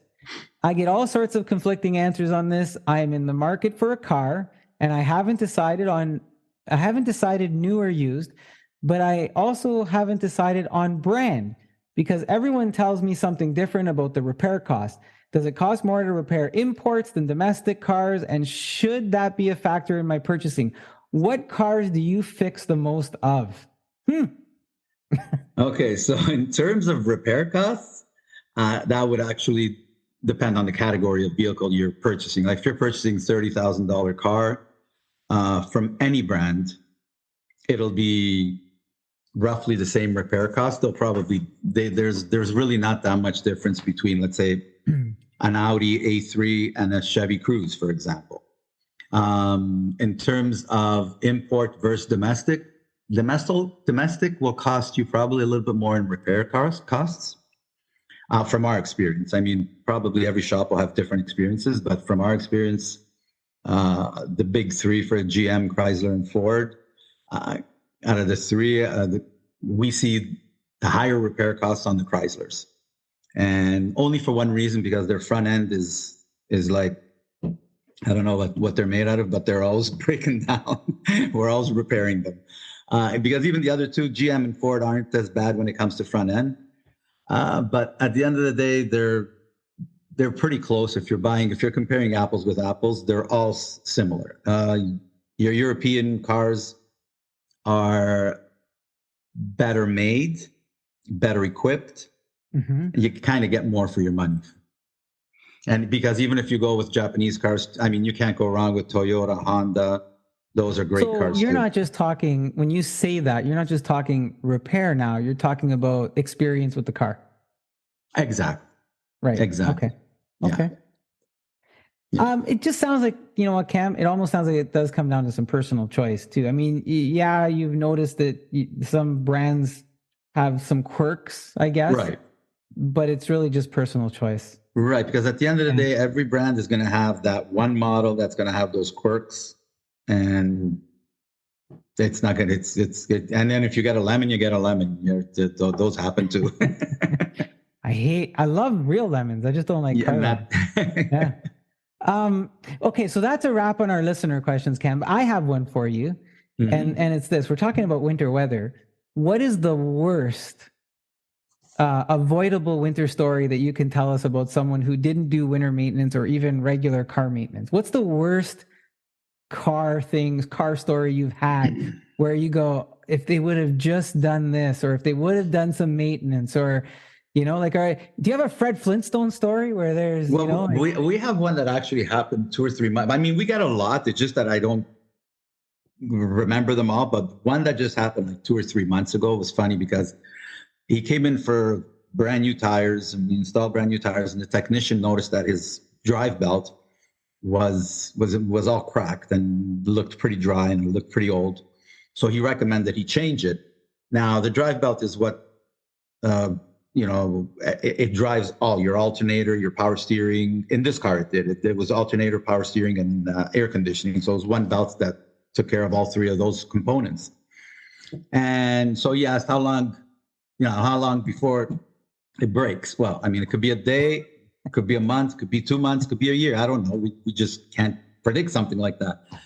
So he said, okay, you know what? Don't worry about it. I'll come back in a couple of months and get it fixed. No problem. And 2 days later, it was towed in and it was shredded. And now from a $250 repair, he went to a $750 repair because he told me it cost him over $400 to get it towed. So, I mean, it was a $250 repair. You would have did the repair, he wouldn't have been towing the car and saved himself $400 or $500. So yeah, things like that happen all the time. Ouch, eh? Yeah. Yeah, I've learned that usually when the tech comes out and shows you something or says, hey, I want to let you see something. Yeah. It's probably close, like they don't usually bother me too much when it's not like close, but when it's close, they're kind of like, hey, there's this thing here and, you should look at it. So that's hard. That's hard to take that on the chin, especially now, right? Everybody's trying to save a buck, right? Well, and especially after you've been told, and just 2 days before, you were told to change that belt, and you say, and he said, the first thing he did is, I should have just did it that day, but I had to be a hardhead and didn't do it. Yeah. What are you going to do? So look, I know you're getting busy at your shop over here in Oak Ridges, Richmond Hill. But before I let you go, are there any final words of fall, winter advice you'd like to leave us with, or anything else? You know what? If anybody wants to come and see us, more than welcome.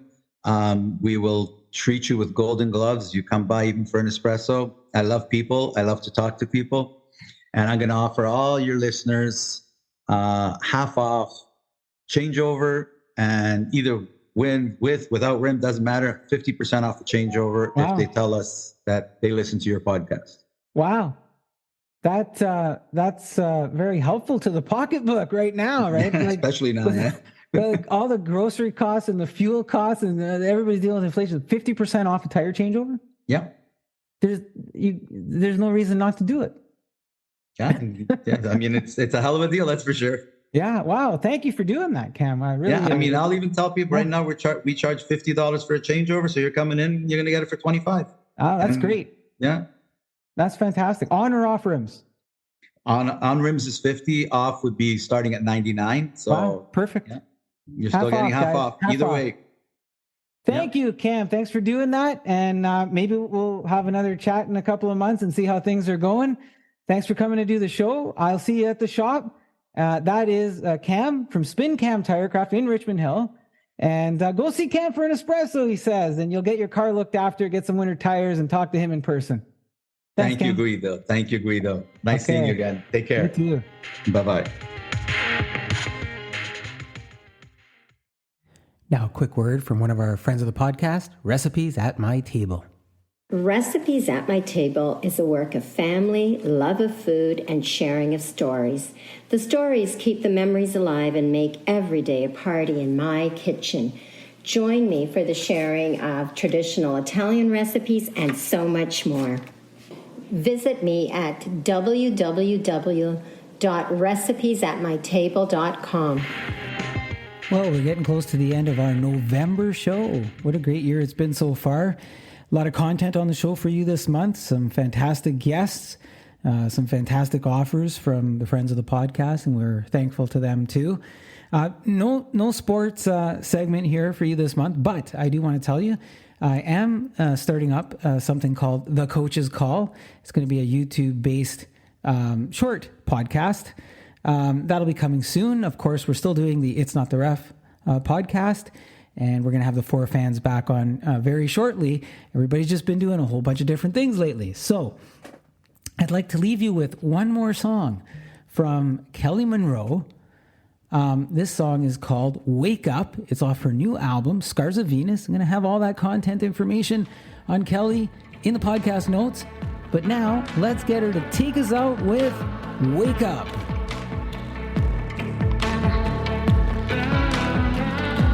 I go out to numb out the pain when life's low, I get high. And now I'm hating, regretting the things that I'm saying tonight. Break my heart, throw it on the floor. Make it hurt, what's a little more? I drive myself crazy sometimes. Oh shit, here we go again. How many times? Why can't I wake up? I go and I go on a ride. Relief, can I get some? Calling on the angels by their name. Swear I'm gonna make that change. So how many times? Why can't I wake up?